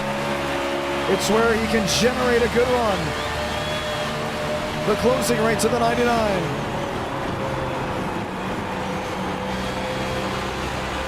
He just loves that part of the track. It's his sweet spot. It's his happy place. And now has to deal with Adam Garza. Garza there in third. Fights to the bottom. Mosteller fights to the top. Michael Mitchum, your race leader, but the question is for how long? Mitchum, the kiss on the wall. Chase Schaefer bringing the odds back to Ford. Here's the thing, we know some viewers like the quote-unquote sports bet on NR Night in America. Don't even get me started with what the odds would have been if Ford could win 6 races in a row.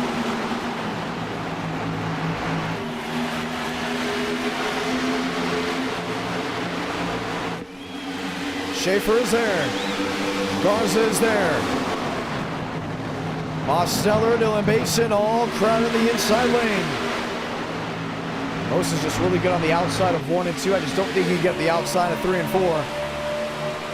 You see Garza really putting a pound into the back end. That's Subway 99. Chase Schaefer not giving in. 42 laps to go next time by.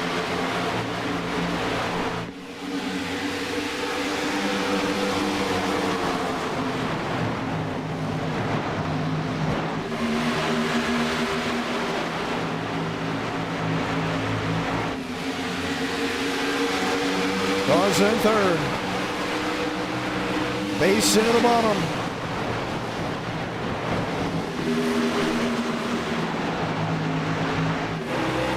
Schaefer is there to Michael Mitchum. Peaks downstairs, crowds to turn 3.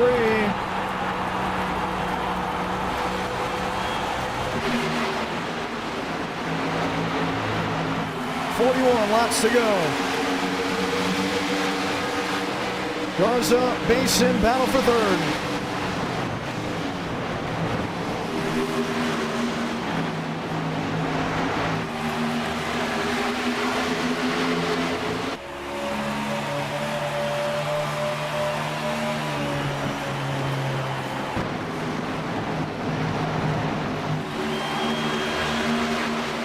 Wilkerson on the bottom.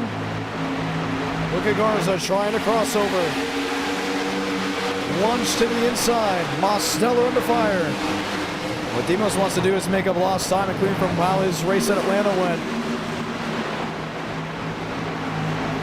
Jacob Wilkerson, the thundering move off turn 2. Will get on the 5th place position. Trouble, spin, turn 2. Jackson Byes goes around. Will get a slam by the 31. Byes off the racetrack, no need for a caution. Brody comes off the racing surface as well. They're going to keep it green. Byes almost got a caution for it. The finger was on the trigger. But since he went for the alt, decided to tow, we will stay green. Pacing up to P3.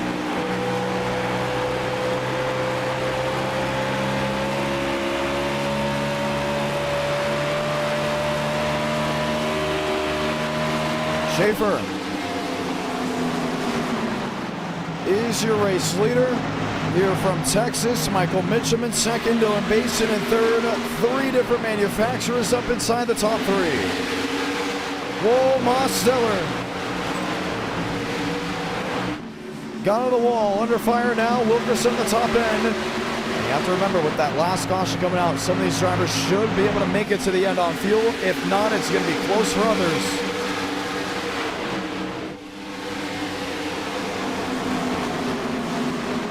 .37 to go.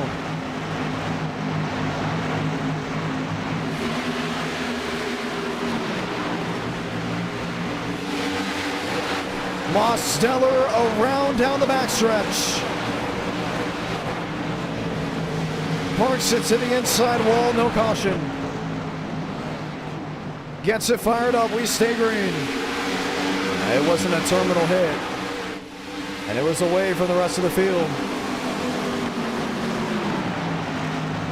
And the good luck, or should we say the bad luck, continues as most continues to look for that good luck that just cannot come with it. Let's see it. Wilkerson did get into him just a little. He did a great job of mostly keeping it off the inside wall. No caution as he drops to the bottom. Battle for second. Mitchum 18, Basin 48. Basin locks in the second spot. Wilkerson struggling with a loose race car. Here comes James Thurston.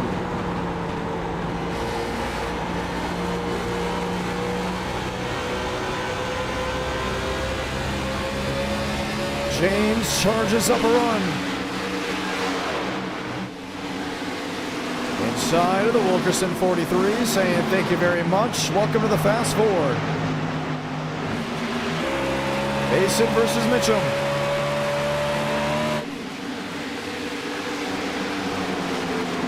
.33 laps to go this time by, approaching the halfway point of the race. And the driver that led the race early on is now sitting in the catbird position, hunting down a Ford that's trying to stay in front of the lead pack.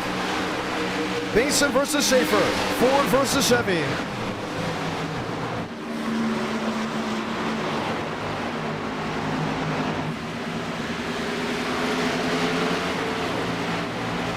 Mitchum losing time. He may follow the clutches of Thurston as Basin continues to navigate the outside lane.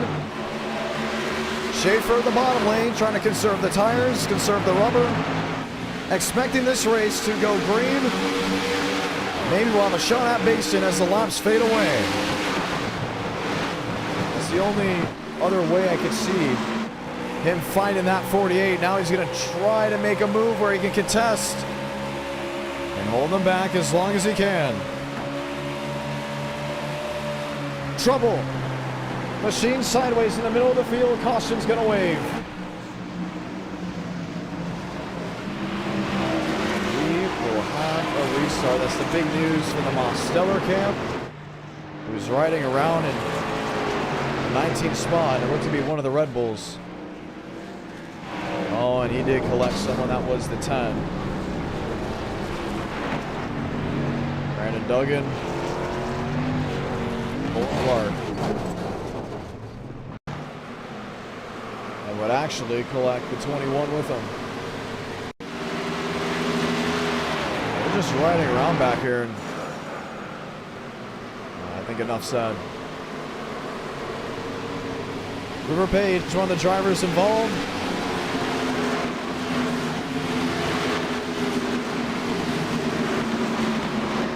Man, where was Chad Thornquist going? So the caution is out yet again, and this time we'll have a restart with under 30 laps remaining. Pit road, it's wide open.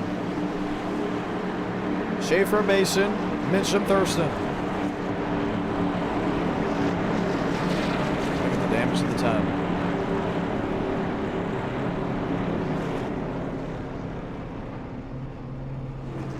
Marty. Lane is in. Let's go talk to some drivers. That's the one thing about the COT that deteriorate or that moves some drivers away. It's the fact that it is hard to drive. It's tough to maintain, and all around just for some a big headache. Stellar, John Ramos, you got a copy. Howdy. Involved in an incident, you slid off turn 2 after contact with Wilkerson. Timely caution comes in. What is it with this car? What is it with the setup? It's pretty fun. As you saw on those runs, you can rip the wall in 1 and 2, which in the current Texas you would not be able to do that. So it adds a different kind of layer to making passes. You saw me, Swaggy, and Mitch, we were 3 wide for like a lap or 2 earlier in the race, and top works. Not really as much as in 3 and 4, but it definitely works in 1 and 2. But the price you pay with using the top there is it burns off your right front. And I was starting to feel that on that run, and then I tried to make a bullet move on Wilkerson, and honestly I wasn't fully paying attention 100%, and he slid up, and I tried to fill a gap that really wasn't there and got myself back. Wow. Well, you'll get the 1 to go this time by. You have another opportunity at it. We head to Daytona for race 3. That will be a sprint race. What's your opinion on Legacy Night? We haven't done a, yeah, I like the idea. I kind of wish we were using a Legacy car, but I like the idea of going to these tracks. In my opinion, I personally really wasn't a fan of the schedule, but right now it's kind of perfect long. It's having a lot of fun. I just kind of wish that I was mindful of the leaders. It's kind of an issue with Atlanta for me.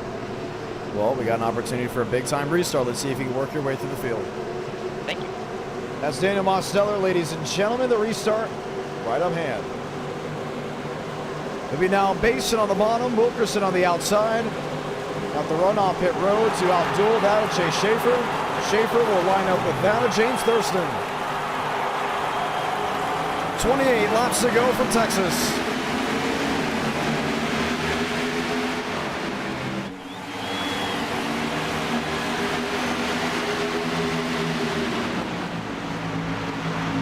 Wilkerson over the bumps to the wayside.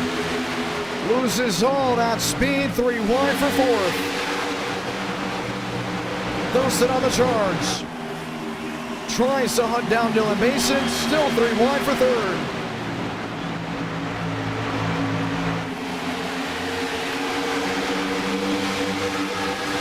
Two Toyotas and a Ford.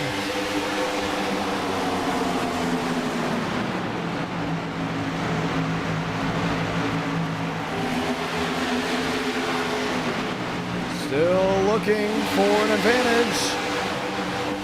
Schaefer thinks Slow Man wins the turn 3. There's the advantage. Schmidt nose out in front. Thurston hunting down Mason.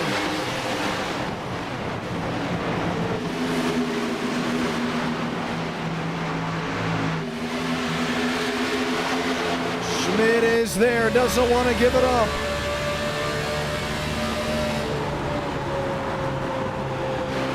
Schaefer into 3rd, walks in the spot. Here's Basin, here's Thurston, there's James, 2/10 back. Now not able to gain, 1 sliding in the grass, Joseph Goff. No, check that, Vijay Kumar. Back on the racing surface, keeps it rolling.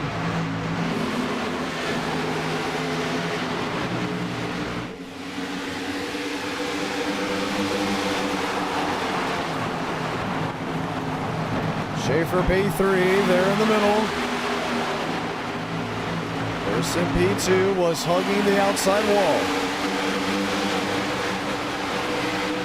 24 to go.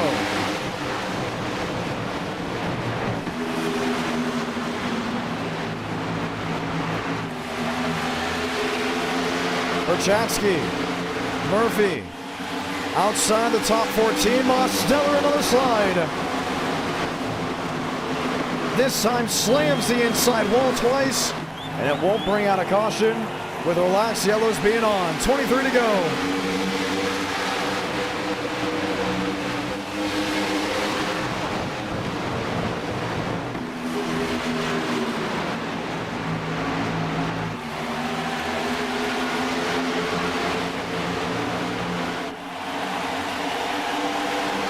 And now what's the next move?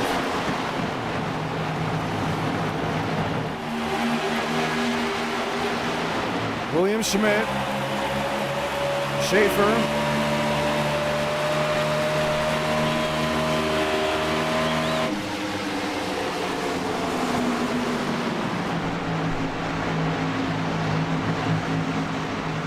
In the runoff exit.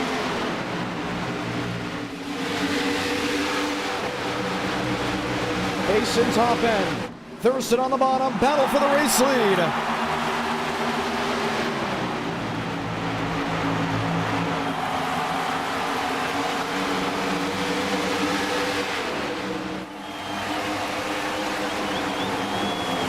Chevy on Chevy. Here comes Schmidt. Here comes Schaefer, that's for third and fourth, but Mason is under fire.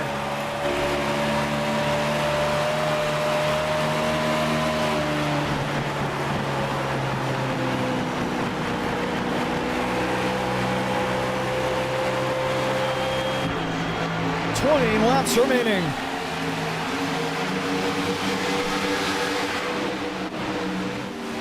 Schmidt, Mitchum. Thunder down into 1 and 2. Here's the move by Michael Mitchum. Closes the gap. Trying to make a move on the bottom, but slams into the quarter panel. What about Mason as he continues the blame?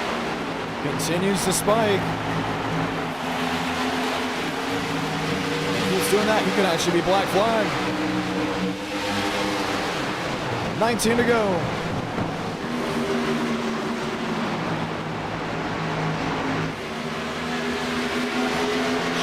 Chevy Ford.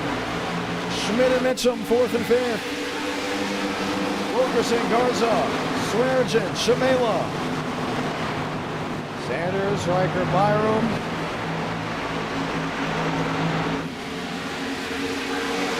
Three times the difference.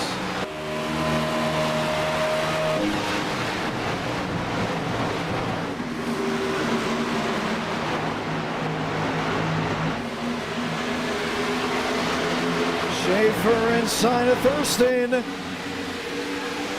contact just yet.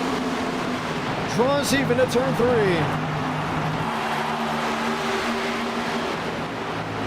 Chase Schaefer, a man on a mission. Brings his Ford into second, trying to bring the Blue Ovals a 6th victory in a row, while Mason is 17 laps away from locking in a win for Chevrolet. Bottom of the racetrack. Schmidt under pressure from Mitchum. Pressuring down on James Thurston. The COT here at Texas is just so good. The different lanes coming in. Different looks. 16 to go.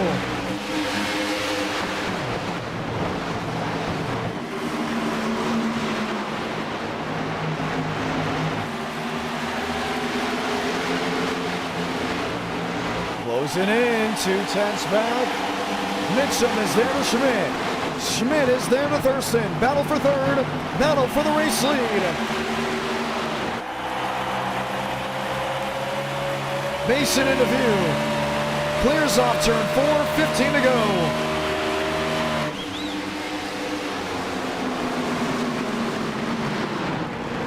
Schmitty, Mitchum. There's Mitchum in the 18. Crowds the quarter panel. Draws even off 2.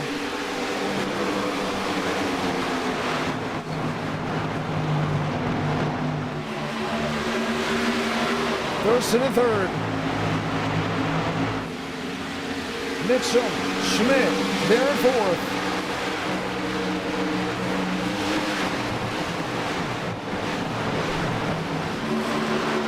Mason is close to getting into that wall. He has fiddled with the outside retaining wall multiple times. Has not been able to commit.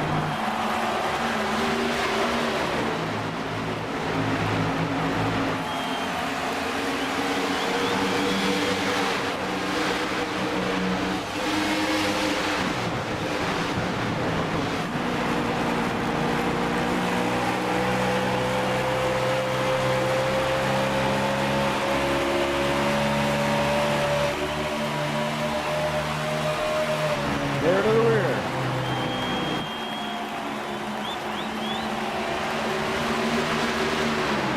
Mason top. Schaer.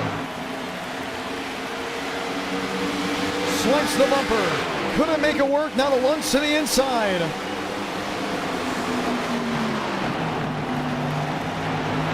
Chase Schaer.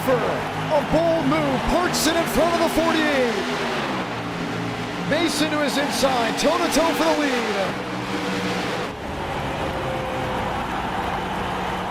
Can you believe what you're watching? Coming to 11 to go. What a night of action. Ford to the bottom. Chevrolet to the wayside. Contact for the leaders. Mason sticking with them. He's not letting them run away. And Schaer gets loose down off turn number 2. Drag race back to 3 and 4.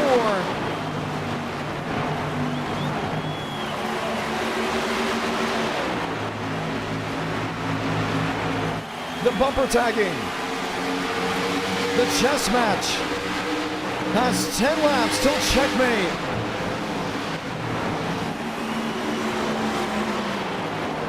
Schaer inside. Mason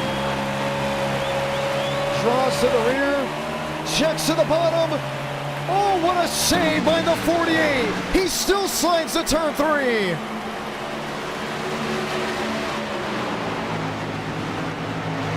Keeps it off the outside wall. Will lose positioning on Schaer, but Dylan Mason, a wild run through 3 and 4. He's now under pressure from second. 3 wide for the catbird position. Thurston, Mitchum, Mason 48.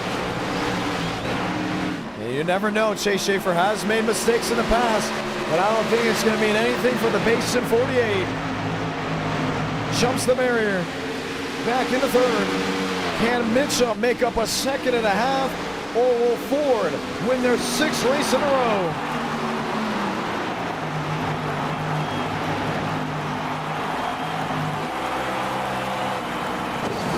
Thurston's in the fence. He's out of the equation.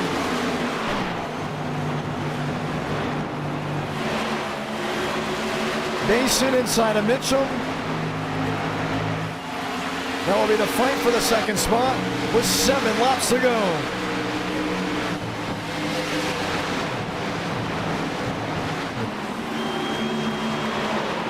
And right when you thought Mason was going to be able to sit toe-to-toe with the Schaer 99, it all changes out. Mason yields to third. Mitchum up the racetrack to try to lock in the position. 6 to go. There's your leader. Here's P2 and P3. This track has changed up so much since the start.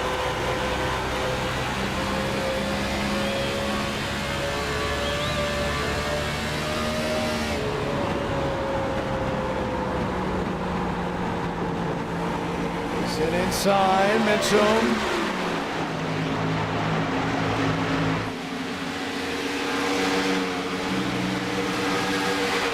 Still holding on for that second position. Look at the lunge and look at the slam.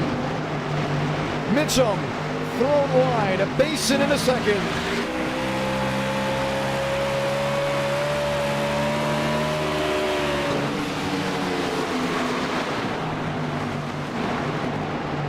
The fight for the second position is on. Schaer, the biggest lead we've seen out of him all night. 3 to go. Look at James Thurston. Smoking it up as well. These tires are shot. They're destroyed. They have bled apart.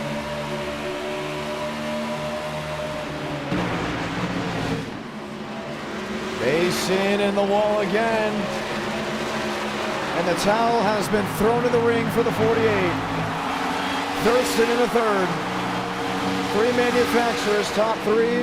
But for the second stream in a row, Ford is on track to win the first 2 races where Chevrolet and Toyota saw them in the windshield and it just started getting smaller and smaller.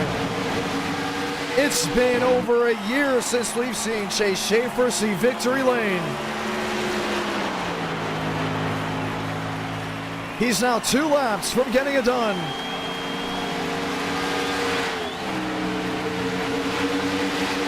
For the ones joining in and wondering how you're racing at our night in America, pretty simple. Have an iRacing subscription and make sure you look up my last name, Ramos, R-A-M-O-S, under hosted and type in the password IDK.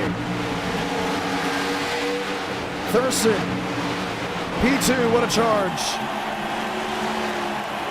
Mitchum stands on the brakes as Schaefer will see the white. Saralenka, 1 to go from Texas. Mitchum, Mason. Mitchum around on the front stretch. Max Swearingen gets into him. Schaefer pulls away down the back and into 3 and 4. It's the season of the Fords. The 6th win in a row for the Blue Ovals. It will come from the likes of Texas Motor Speedway. Schaefer gets it done in Fort Worth.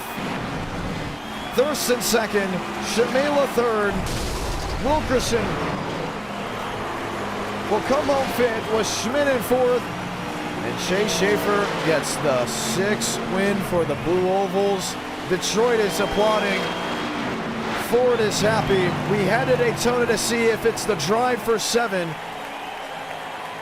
But at the end of the day, the driver from Detroit gets his first win in a long, long time.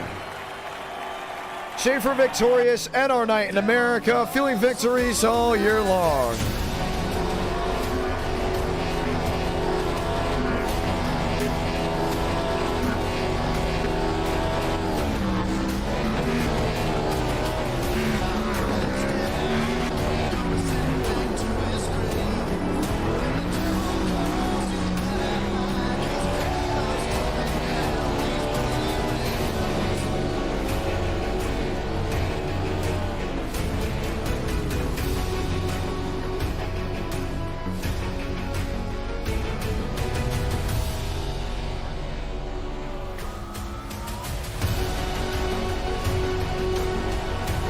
Burns it down.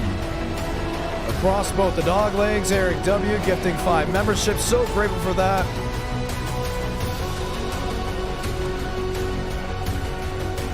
And we'll park it on the start finish line. Let's grab an interview from your race winner. Chase Schaefer, what a drive. And the first thing you think of him going to victory lane, undoubtedly, is the run he had with Dylan Basin. They were toe-to-toe. They just weren't getting off of each other. And when it did come the way that you expected, it was all excitement from there. Schaefer wins. We are looking for the interview, waiting for him to join Mosh Pit or one of the chats. Before we do that, let's talk to Dylan Basin. Basin, John Ramos, you got a copy? Yes, sir.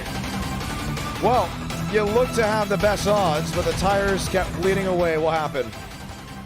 Honestly, I didn't gotta watch my language. I didn't really care about the tire wear because I was just trying to, send it, have some fun. And it was fun drifting. I mean, hopefully it put on a good show. I do have a disagreement with why the setup. It's not really the setup, but the car being so unsupported for years, like wrecking down the straightaway. I wasn't even really losing the corners. It was halfway down the backstretch I would start sliding, so I was like, oh, okay. But, I mean, I threw it on the top, doing to kill my stuff, but it was fun riding up there, and I honestly didn't care if I won by super saving on the bottom. I'd rather just run where I want to and push anything to its limits, so. Mitchum unfortunately kind of bodied me coming to the white flag and killed my car again. So. And then he finished went sixth, around. but, yeah. I could hear his RPMs just shoot up next to me, and I was like, oh god, he's spinning, and then I just ate it at my door. But yeah, it was fun. I just wanted to throw it out there and see how hard I can push it. Yeah, all I can say. Wow. Well, I thought it was a lot of fun to see. It was really exciting to see nonetheless. At the end of the day, it would not be the win. Would you want to say anything to any of the viewers back at home? And just thanks for watching, and thank you for putting these races on. That's Dylan Basin, ladies and gentlemen. Let's go grab James Thurston. Thurston, where's your boy? Oh, hi. He said he didn't want an interview for some reason. Oh my goodness, there's no way. Yeah. Wow, the viewers will not be pleased with that of the Chase Schaefer driver. But hey, you ran well back with the COT. What'd you think? I didn't like it very much. The setup was really bad, but the COT is always fun because of the horsepower. But that thing, you turn the wheel to 11 o'clock and you already hit the limited grip on the front tires. I think my right front was like 300 degrees at the end of the race. Whoa. We have 35 laps at Daytona. What are you expecting? Crashes. Well, okay. Did you expect crashes at Atlanta? Not really. Really? You expected Atlanta to go clean green without any issues? Yeah, and then it was working good for me, and then I sped. But you see, with the Gen 7 car, the tires are thicker and wider, so people they can just slam the throttle in the restarts and they don't spin out as easy as Do you some like of the other that? Do you cars. not like that? It's all right. It's probably the best combo with the Gen 7 car because there's just It is like a lag really of grip. good. That was a solid race. There's no way anyone could say, by the way, no, this is not a vape. This is chapstick for the ones that were asking. I literally saw a couple messages down there. I do not vape. I do not do any drugs, weed, anything. Because this is chapstick. My lips were chapped after the Winchester weekend. But continue. Sorry about that. I hate to cut you off. I saw a message on it. We do not condone drug use in NR. Yeah. Well, talk to me about that setup. All the setups tonight, and now you're leading into the third race. Yeah, the Atlanta race was great. That was just a default setup. That was a good one. The COT race, I don't know. I know that setup was it was okay back in the day, but the car is just too different now. I think the Charlotte setup would have provided better racing. Well, the Daytona session is up. What would you say is the best car track combo at the COT? Auto Club. Really? Yeah. You know that's the first COT race we ever did? Yeah, it is, but now with the car, the way it's updated now, it races is so much fun. And you can use I think you can use the Pocono setup kind of the way you can with the Legacy Gen 6 car, and it rotates, dude. And it's a lot of fun to race. Really? Well, that's good to know. So what are some car track combos that we haven't done yet that you would like to see? Same with the viewers back home. What would you like to see? Because this Friday we already announced, I think, all 4 races.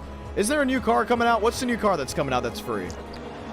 That little mini stock, and they're mini updating. Stock. That's race 4.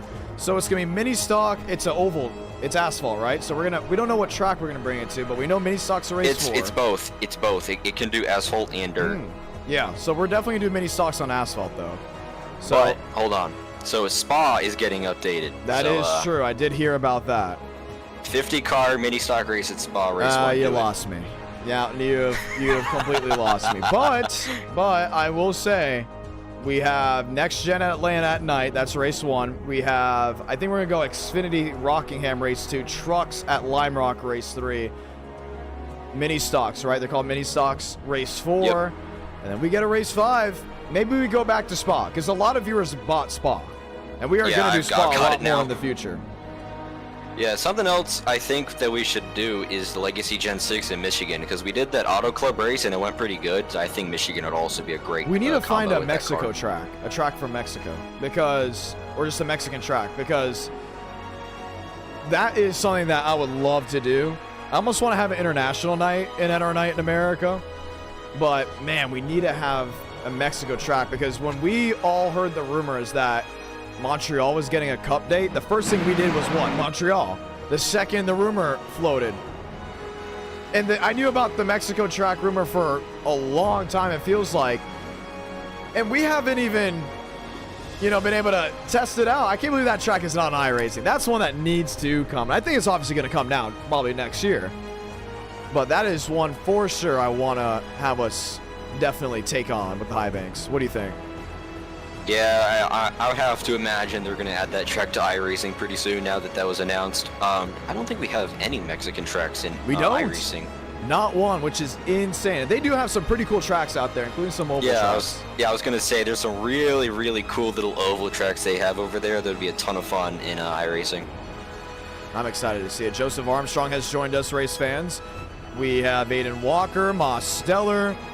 You're back at Daytona. What about this car track combo? Now, the first time we did it, the Legacy Daytona with the track that we have with the Gen-6, that was late 2021. We're trying to test a new aero package because that's when the bubble was insane on the car. You remember that?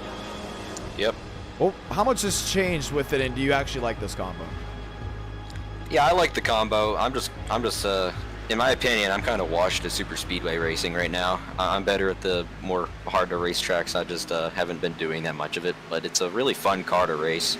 I like this car to race at super speedways a lot because there's just those huge runs with it. That bubble, it definitely does still exist, but it's not as bad as it was back in the day. Well, I'll tell you this. We're heading trackside. Would you like to take a lap around Legacy Daytona with the viewers? Hang out with the viewers. Build that stock up, James Thurston. I want to see more James Thurston fans in the chat. What do you think? Yeah, all right. I think that we need to go take a lap around Daytona. I think we need to take a lap around together. Let's go find you. Daytona. Now, how far are you from Daytona? Because you're a Florida driver. I am not grown. I was born in Virginia, but I've been here for like 10 years now. We did not do Bathurst. That was just reminded. We're doing Bathurst then in the winter because that needs to happen. We've actually done tests at Bathurst. You know what? The next Friday stream, that's not this one. We might have to throw Bathurst out there. I love that.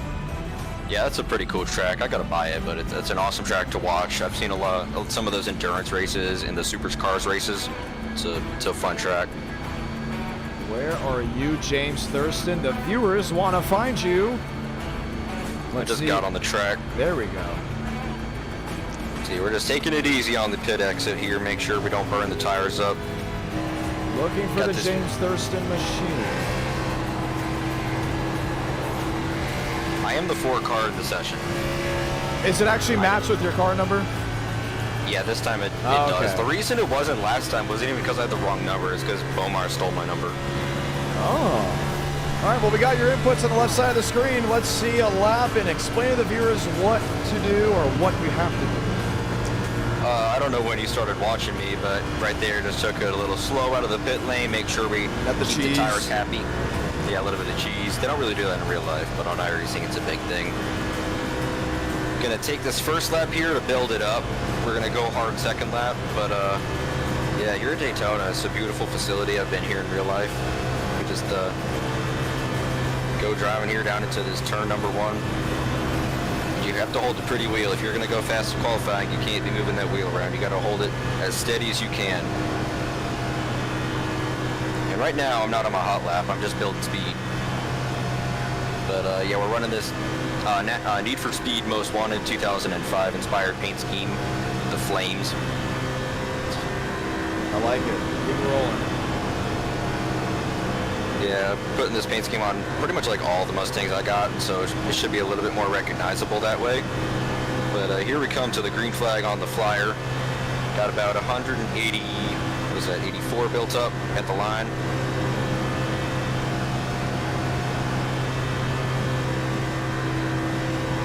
Gotta focus up and see what we can put down.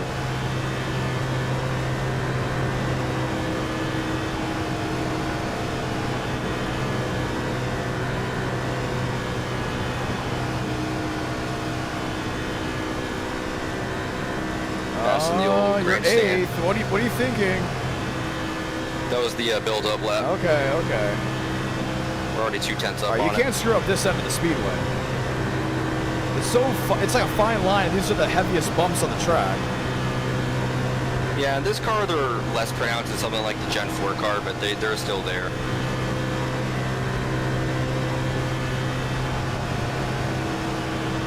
And across the line, second. Fourth now. This is probably going to be the fastest I get. Oh, you're not going to go again? I don't know if I have enough time. I could go for it. So what's the strategy here? 35 laps. Stay up front, right in the back? Gotta stay up front, man. There's just, there's no way you're winning in the back here. But we'll see if I can even stay up here. A lot of guys seem to be really hesitant to work with me for some reason. I don't really know why, because like they don't want me to get up front because they think I'm fast. They're not going to pass me, but then they'll let Demas get up front and then they never get by him. So I don't really know what the deal is with that, but we're just going to be aggressive, try to stay up front, and not do what we did at that truck race at Talladega a couple streets ago. That wasn't good.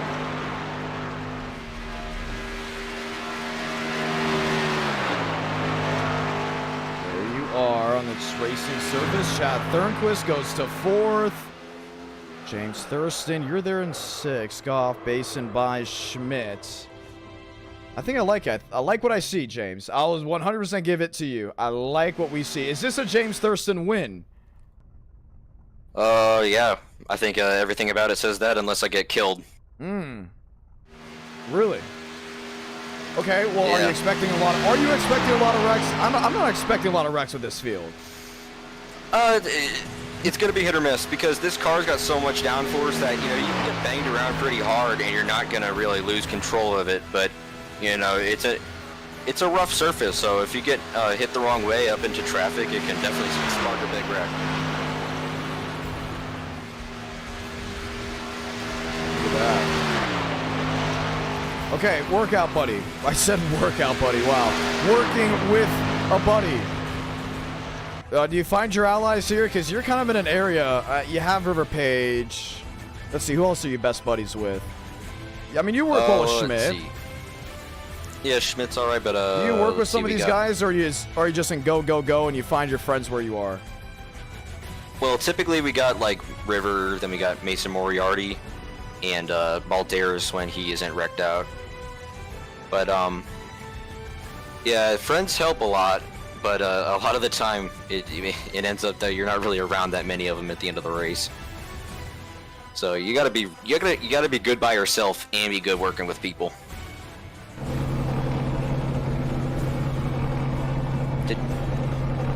David Johnson won the pole. Wow. Oh my goodness, David Johnson is on the pole. That's not a bad thing. We gotta go interview him. Hey, James Thurston, good luck. Thank you, John. David Johnson is on the pole at NR Night in America. Sound the alarm. Where is he? This is immaculate. DJ is here and ready to rock. David Johnson, built for speed, baby. Built for speed. That's what I'm talking about right there. What a blazing lap. I had to end the James Thurston interview to talk to you. Wow. I'm gonna be honest, I thought speechless myself, and we see you guys just laughing. How did you do it? I don't know. I just try to run a smooth line, I guess. The bumps weren't as bad when I was driving through 1, 2, 3, and 4. So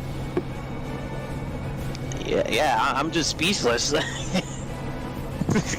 I don't know.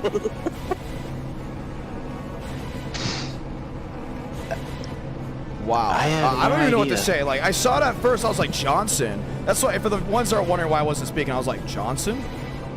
There's no way that's DJ. Oh my goodness, it's DJ. DJ, you're going to win this race? You better lock in, DJ. You got the Vans car out there. You have to absolutely let it rip. Oh my goodness. This is insane. This is about to blow everyone's mind. Look at the top 4. The top 4 numbers amount to just the number 87. You have 0, 0, and 00. 2 zeros, a 00, which is Chad Thornquist, and Demos in the 87. Oh my goodness. This is just hope right here for you. Yeah. I'm definitely gonna drive it off the wall like the Vans car. Well, you want to say those magical words?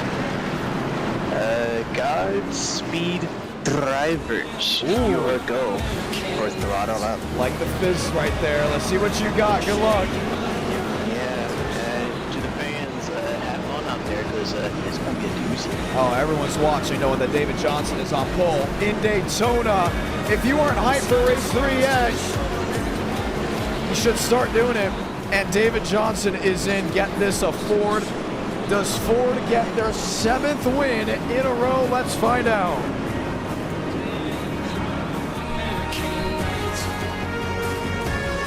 Johnson, Mosteller, Shamela, and Thurquist. Let's go green from Daytona Beach.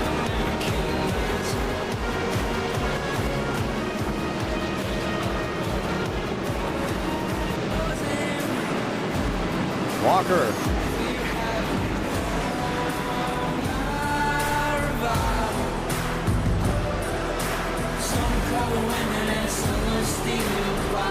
It's late, it's a Tuesday night, don't go to bed just yet.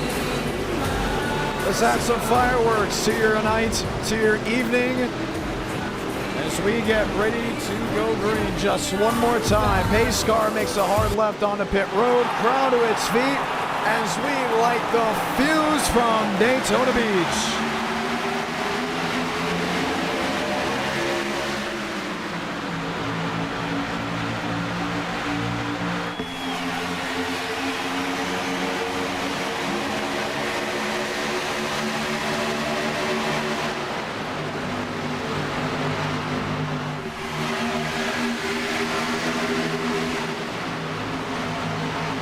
Mosteller top side, 3 wide already, 4 wide, Johnson on the bottom. Gets out of dodge. Page into second, Shamela into third. Mosteller leads to 3 and 4, wrecking big in the back. Johnson on the bottom. Bryce Bend gets it fired. I'm not seeing a full spin out of any driver, which means we keep it green. Lap 1 complete, Mosteller in the lead.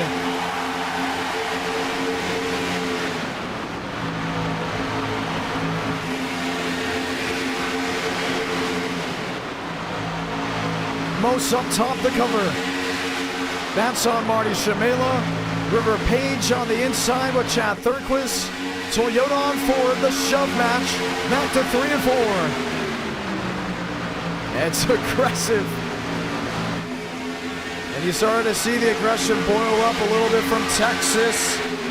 Before that, Atlanta was all strategy, and now you're on a super speedway. Already 2-3 distinct groups. Now there's a wreck way in the rear, and the caution's gonna wave. Mutinous Major, David Johnson, Andres Vargas, and the damage from Joel Sanity.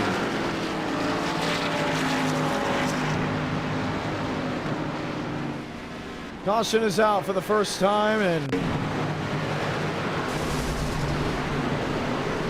what could have been story is still very much alive. Mason Moriarty, he was involved in the incident. Let's see what happened.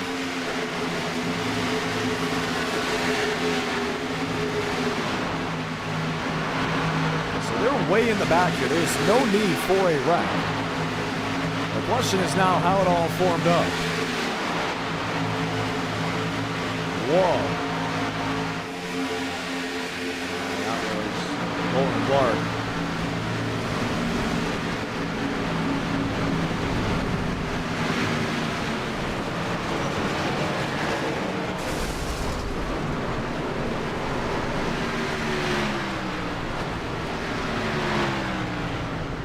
Took out multiple machines. Elijah Mance. So the caution is out for the first time today at Daytona. It did not take long. Let's go talk to Joe. I have not talked to Armstrong in quite some time. Armstrong, John Ramos got a copy. Hello. How have you been? I've been living You know? Just- Living? Yeah. No, without the G. Okay, we'll leave the G out. Livin? Yeah. Okay. Well, heck So- yeah. I saw, you know, I've been very busy and haven't been able to.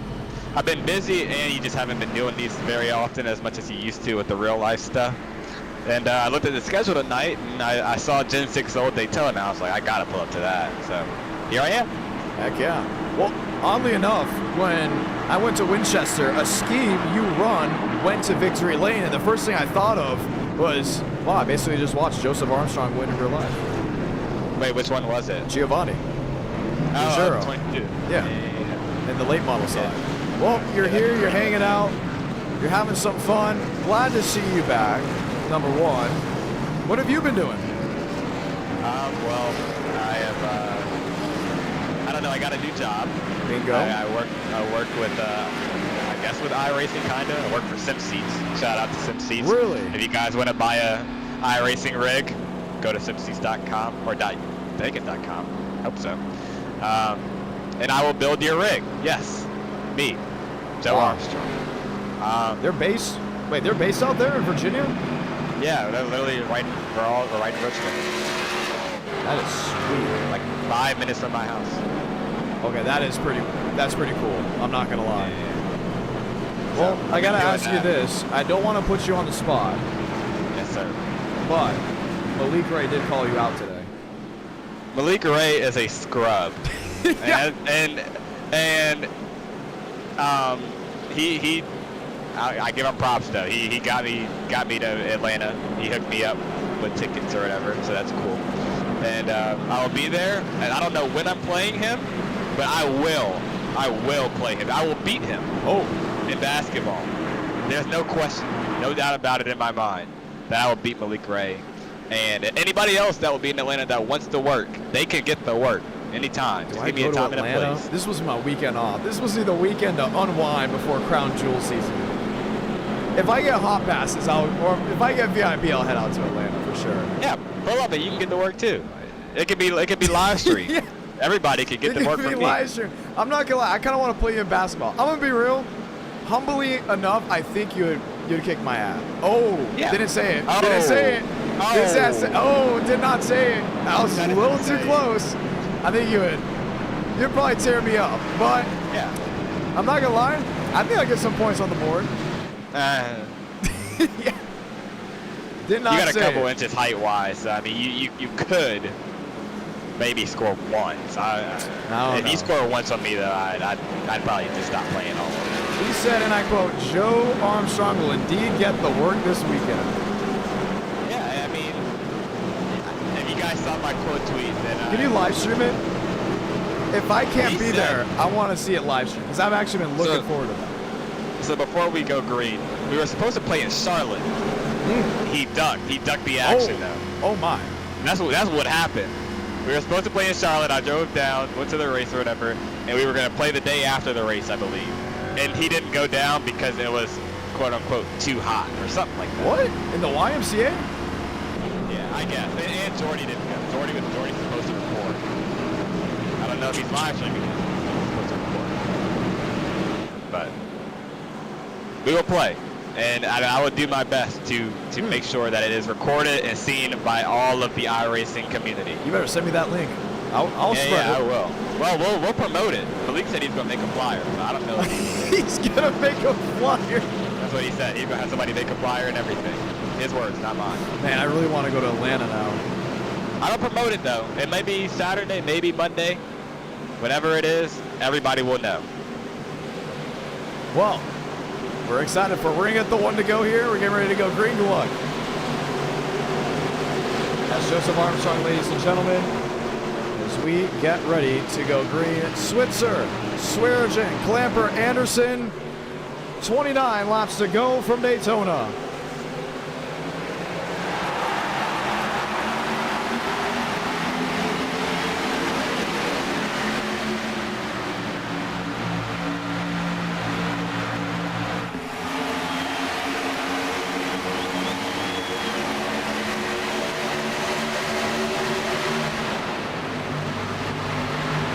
Clamper tagged by the 67. Thornquist around in the back.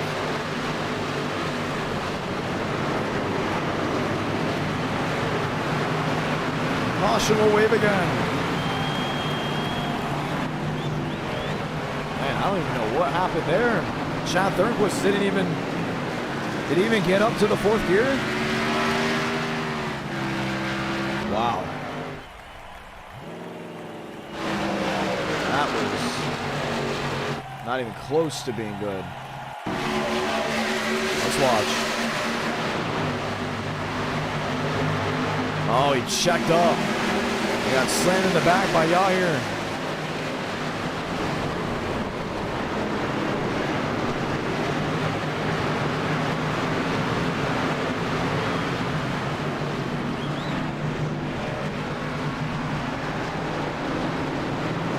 Another caution away. We will get a quick restart. That's what they're calling it.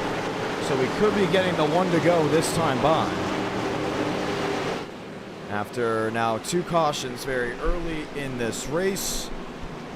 And the wild thing that, for the ones that are just tuning in, hello, welcome. Atlanta went caution free. We had a couple yellows at Texas. And this may be the one where it's, if you're up front and you can just get the laps done under yellow, you could be setting yourself on pace.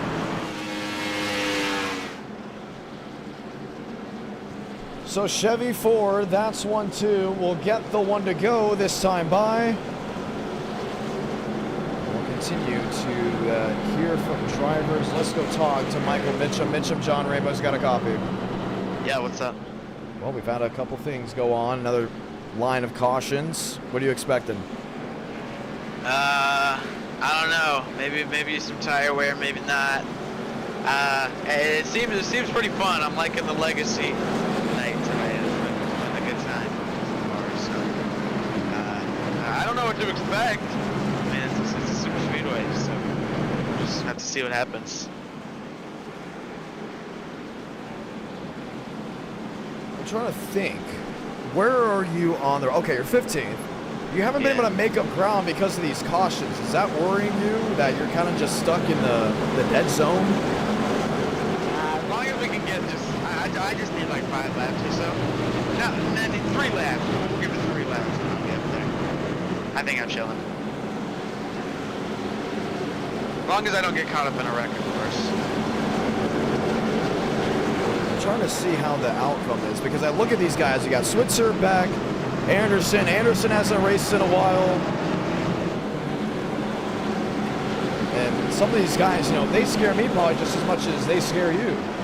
Yeah, it's a little scary back here, but we're gonna try to make it through and hopefully get up front where most of the people up there can hold the line and push well.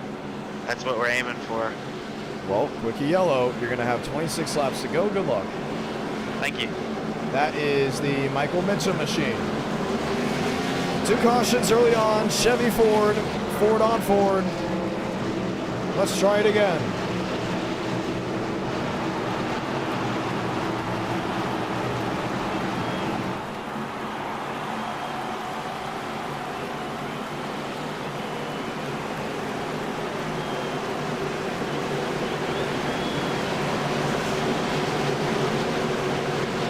Shamela in the 0. Max Swearengin in the Ford. Pat Green from Daytona.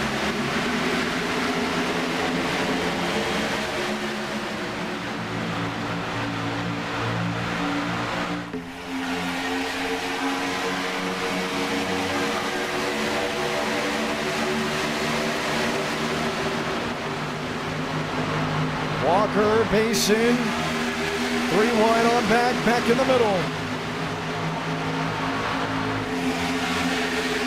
Thundering away down the backstretch, Mosteller and Basin in the wall.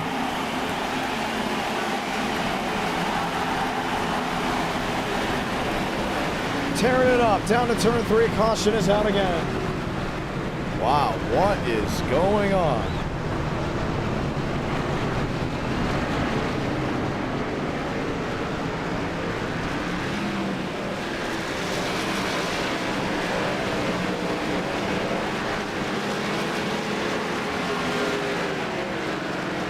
why we say every single race they could just switch. And this just has been one of them. Let's watch again.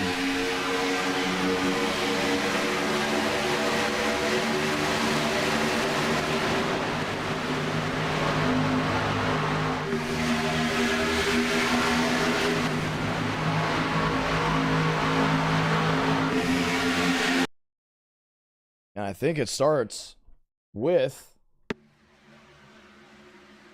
Dylan Basin just right up into Mose.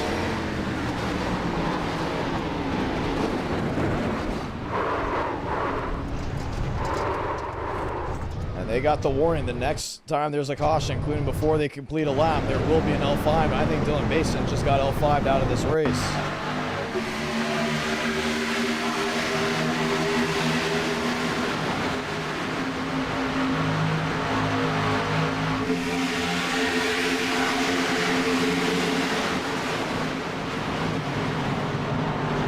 Unreal. All Marcel could hope is to not get run in the back end.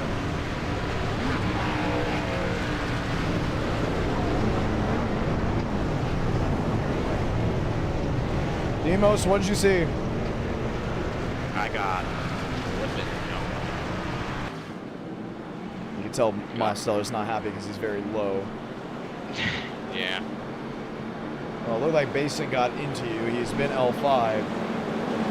But why isn't it getting going? What's going on there? Do you hear people in the chat? Are they not taking it a certain way? I don't know. I guess I don't really exist, but just an honest mistake. I've never really had a run with Basin. I've had some crap luck. I can't even finish in one of these dang races tonight. It's just miserable. Yeah. That's right. So walk me through the night so far you've had. I was running well at Atlanta, and someone was coming out of the pits, and I looked back and you didn't catch him, but he was coming out of the pits and he merged onto the track, and I had to like yank my wheel to the right to miss it. And I did like a big drift through 1 and 2, and it killed my tires. And then later on in the race, the same guy, I was lapping him, and he tried to right rear me, and I ended up spinning and doing like a half flip in the infield. And you saw what happened in Texas. And Right. it's just really frustrating. Really, ever since the NWP, I just, I think my golden horseshoe run out. It's just so frustrating.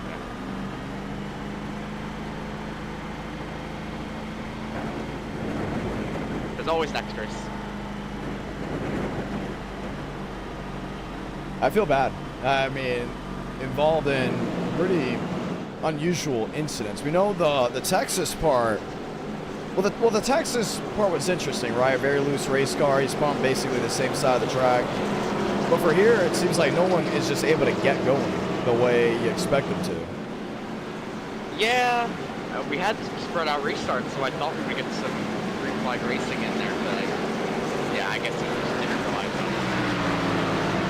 I got flung off the wall, and then I tried to save it, and then it broke my steering, and I got it. I don't know.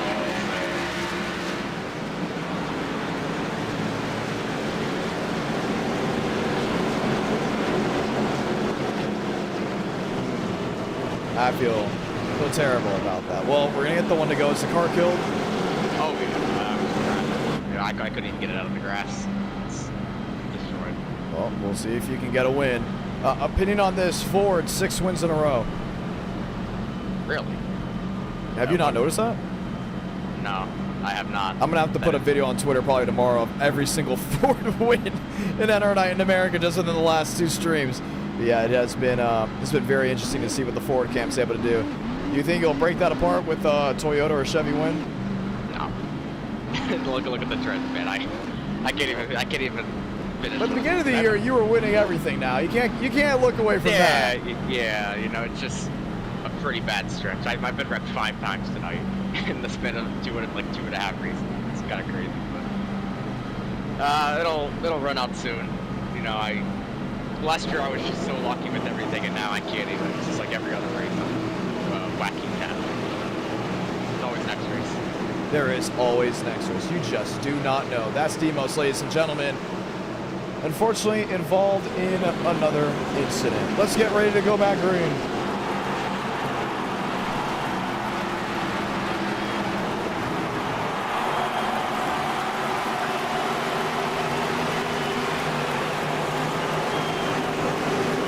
Thurston, Swearengin, Ford front row. Buys Anderson, Ford row 2. To the restart zone, 22 laps remaining.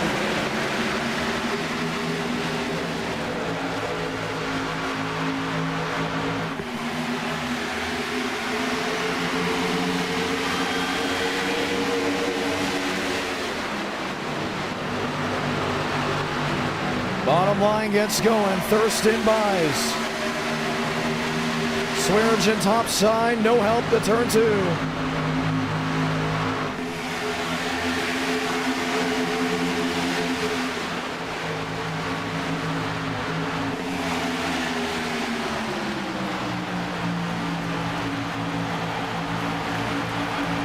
Swaggy topside. Lined up with Switzer. Switzer in the 6.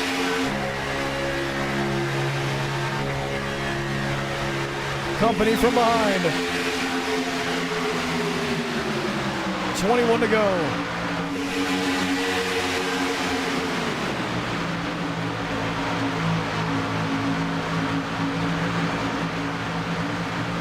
Thurston leading on the bottom.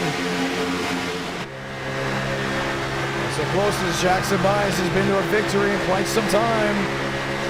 Marty Shamela, top end of the speedway.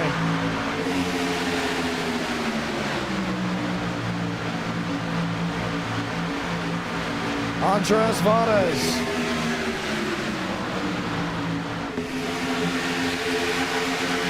Lined up on the top. And you can see them continue to just shuffle around.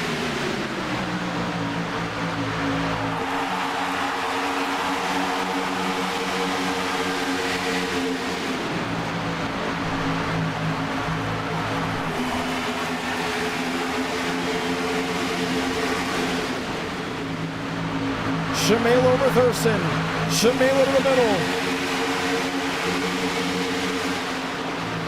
Crowds the inside lane. 3 wide with Anderson up the cut. Lane Sanders on the outside. The move by Michael Mitchum. Slots him up. 2, 3, maybe 4 positions. Contact. Chiani in the wall. Anderson involved. Lane Sanders goes for a whirl. Caution is out. With 20 to go, and they're still tearing them up.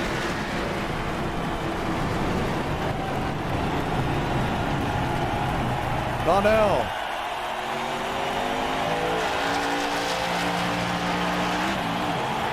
$19 remaining.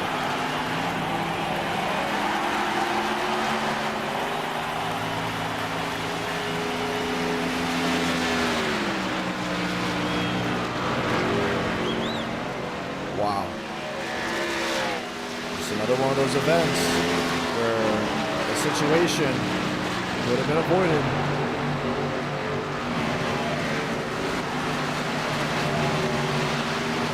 Look at the damage and how the rear end is yawed out.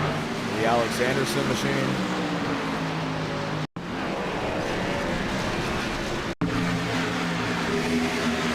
Let's see it from here. Start with Lane Sanders coming down the track.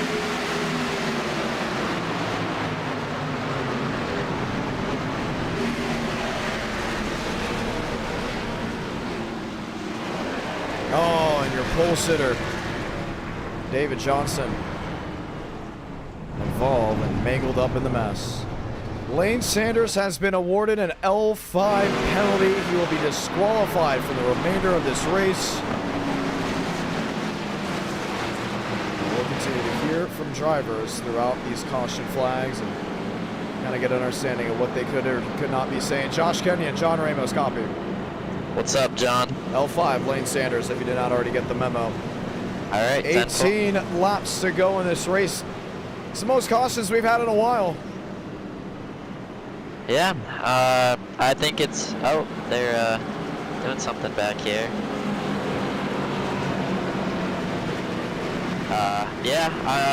I think it's just with the combo we haven't done much, and you know, people are antsy. Some new guys made it through the wreck, so they're up front. I don't know. I got caught in the first wreck and took some damage, and finally back on the lead lap. So we'll see what we can do here. But hopefully they kind of settle down. I don't know if they do, but they are. Hopefully I make it through, and I think it'll be a great race from here. And Daytona always delivers for some good finishes, so just be aware for that. Yeah, I think it's going to be a lot of fun. Everyone else has an opportunity to go to victory lane, as well as you. We've not seen you in a victory lane in quite some time, but super speedways kind of happens to be your bread and butter. Yeah, my last win was, I think, February of this year at Monza Oval, and as the Kenyan special, I won it by others wrecking, so I think maybe special. two, 3, maybe 4 of my 7 wins are from that, and maybe we'll see today. I don't know, but yeah, I gotta get back in the victory lane. This is my last stream before my school starts back up on Thursday. For you northeastern people, you'll understand. I'm in New York, so I'm well aware, because when I call races in the South, they go back to school. Some places in the South go back to school the first week of August, yeah, which I think is insane, by the way. That's more of a Tennessee thing. I know Middle Tennessee, they go back the first week. Down in South Florida, they go back in August, but like either the last week or the week before. And then all the northern states, they go back after Labor Day, which is also really cool. I think that's pretty sweet, because for you guys, it doesn't start really heating up till late June anyways. Like you guys have a legit summer vacation, because summer doesn't start till late June. I honestly think it's perfect. I don't really complain about it. I think mid-June, end of June is kind of a good place to get out, and early September. Yeah, because then you do get Memorial Day off. Yep. And then, honestly, after Memorial Day, what do you guys, like, done?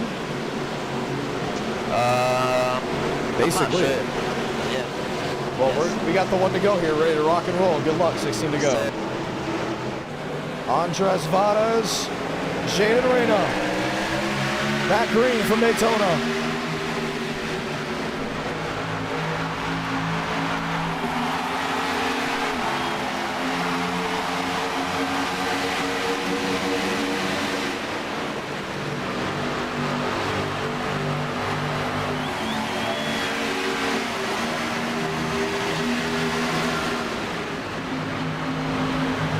Varas spun off the 50th Swearingen.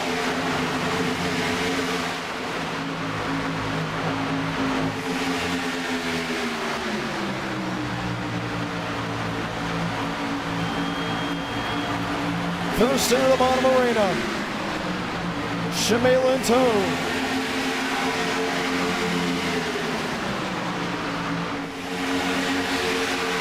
Shout out to Connor having a baby sister, that's pretty cool.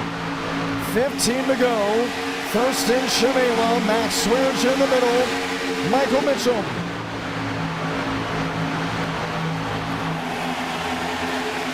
Holding on. See James trying to keep the outside in lane.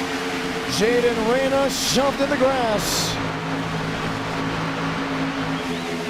Back on the surface, Michael Mitchell.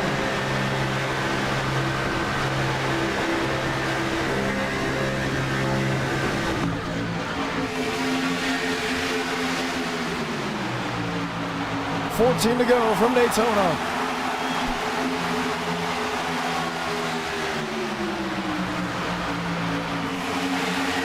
See them all single filed out, mostly throughout the pack. And it all started with a move by Reyna, separating the field.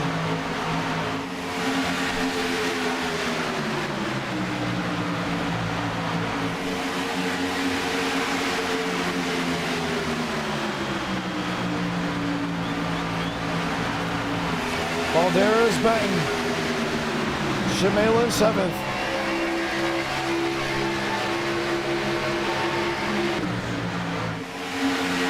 James Thurston continues to lead, 13 to go. I'm telling you, the Ford camp is not going to leave him away.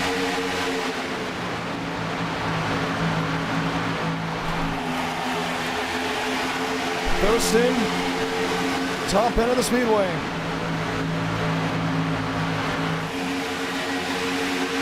Help from Mitchum.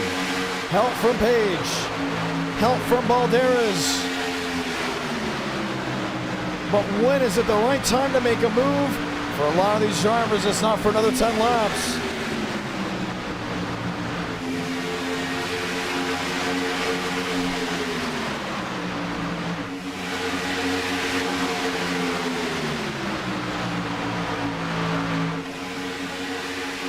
To go.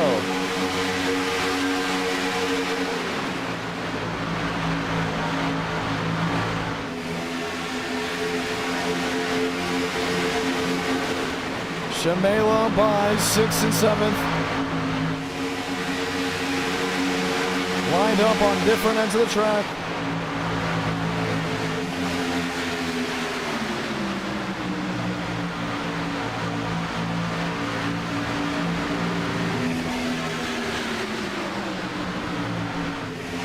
To go.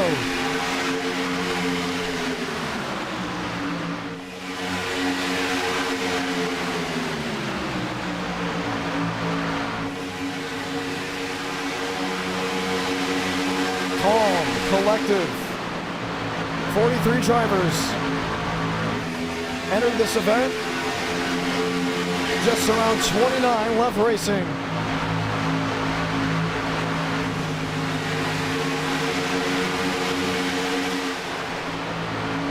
Got lap traffic formed around the speedway. Ford top 5, Ford top 6.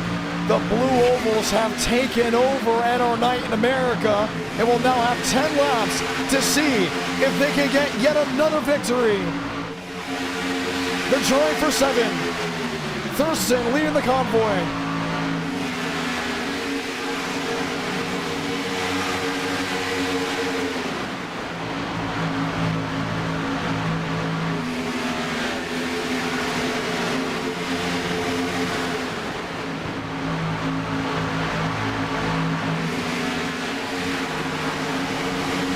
Think about it, the manufacturer with the least amount of e-ticket wins, Ford Motor Company.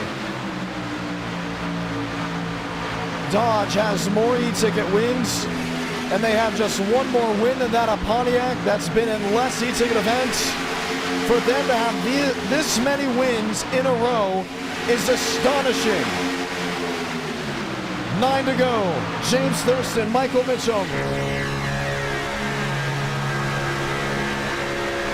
Nearly 200 down into 1.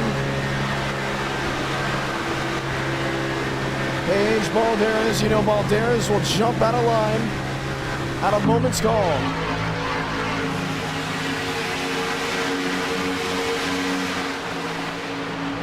Here's the move to the bottom for some. Josh Kenyon, Max Swearengin.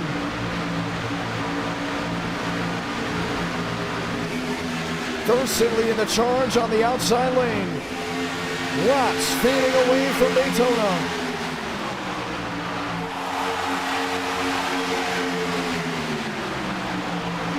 Eight to go.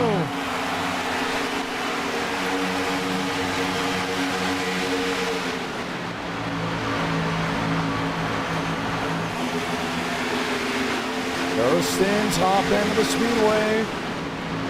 Riding on with Josh Kenyon, he's on the bottom. And all he can do is just look at the outside lane, stay connected, stay together. No shuffling, no swaying.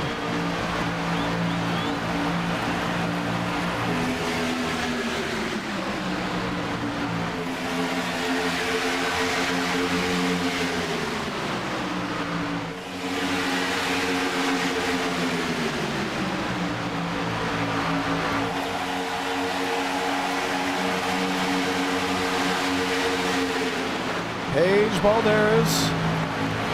Look at Josh on the bottom.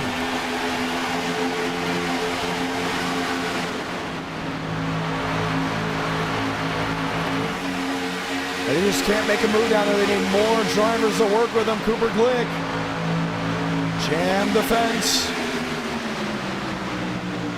6 to go. Here comes Kenyon, rocketing to the bottom of the racetrack. Pushed by Swearengin. Chevrolet has a hat of the ring. 6 to go.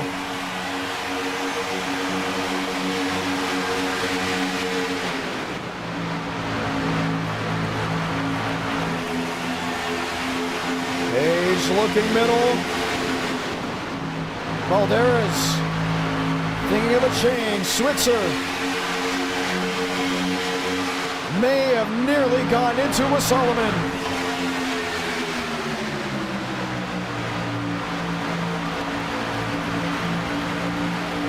Three wide.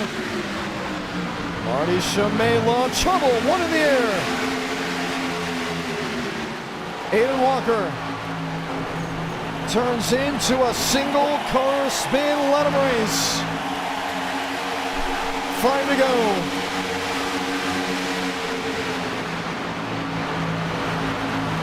Something's got to give at some point. Relax, yellow's on due to the incident. And it may have just been the saving grace for Michael Mitchum. Single file train on the outside.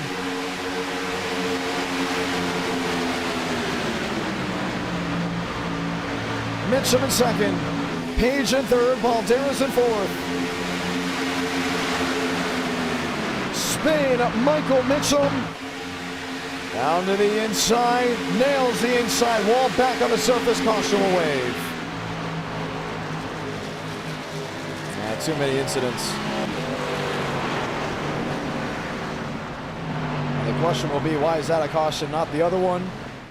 Multiple incidents on the racing surface. And will bring out the caution flag.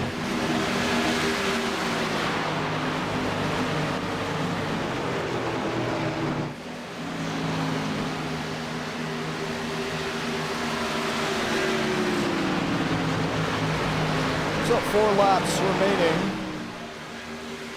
Here from Daytona, we'll see a green-white checkered. The first green-white checkered, if I'm not mistaken, in 3 streams.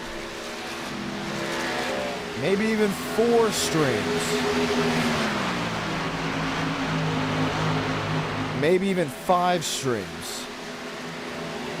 It's been a while since we have seen a green-white checkered in the likes of NR Night in America. But we have one in store here.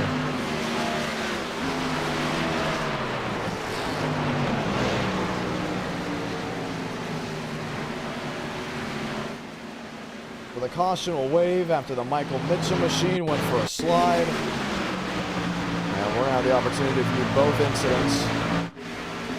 Oh, checkmate, just the first one.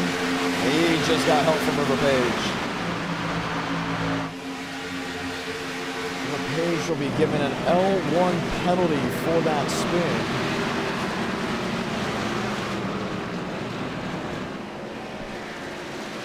And we will see a restart. It's going to be a quick yellow. And never mind on that. It was a net code situation, the admins are saying, and they're calling for a quick yellow. This will be the quick yellow. Lights off. 1 to go.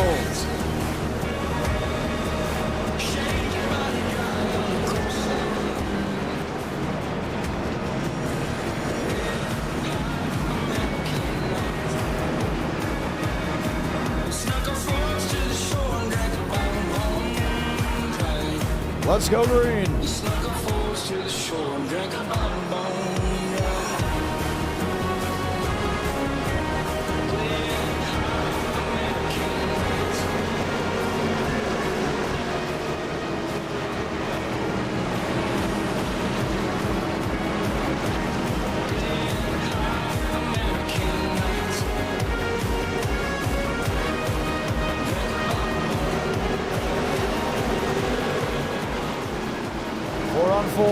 First 2 rows. Chevy on Chevy, row 3.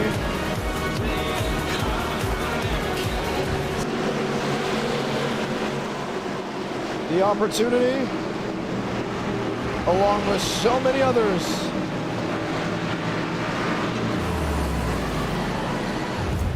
Ladies and gents, this is the moment you wait for. Guys, man. 2 laps, till finish.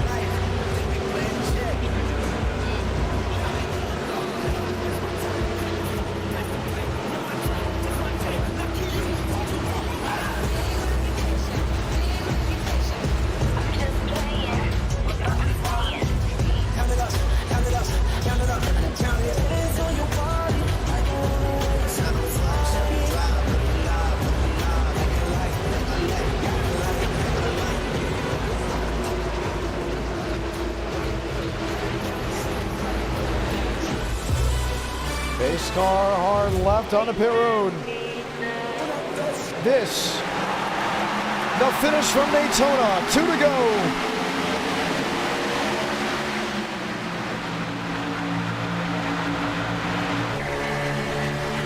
Swerge in the shove. Climbing the banking at 1 and 2.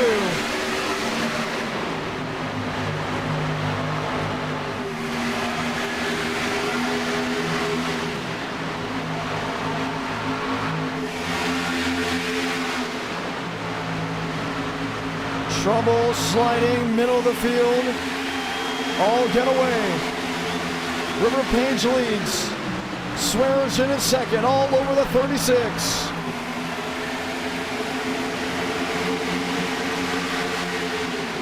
The race to the line to make this race official. Sabaka. 1 to go from Daytona. Swaggy's got company, the likes of Marty Shamela. Closes to the back end, Switzer to the bottom. Thurston, the ally on the outside with Joseph Armstrong. Joe's in the wall. Page gets tagged. Swaggy up top, working in the rear. Shamela the squeeze, Thurston the drive. Swears and covers on the bottom. Pushing, shoving. Off turn number 4. Swearengin 50. Shamela to 0. Max Swearengin wins at Daytona. River Page jumping over. As a terrible wreck unfolds behind him, Ford will get their 7th win in a row in NR Night in America, as it comes from the Missouri driver.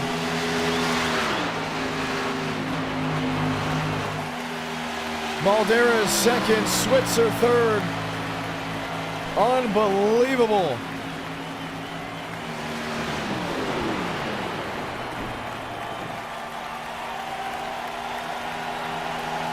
It's raining blue ovals.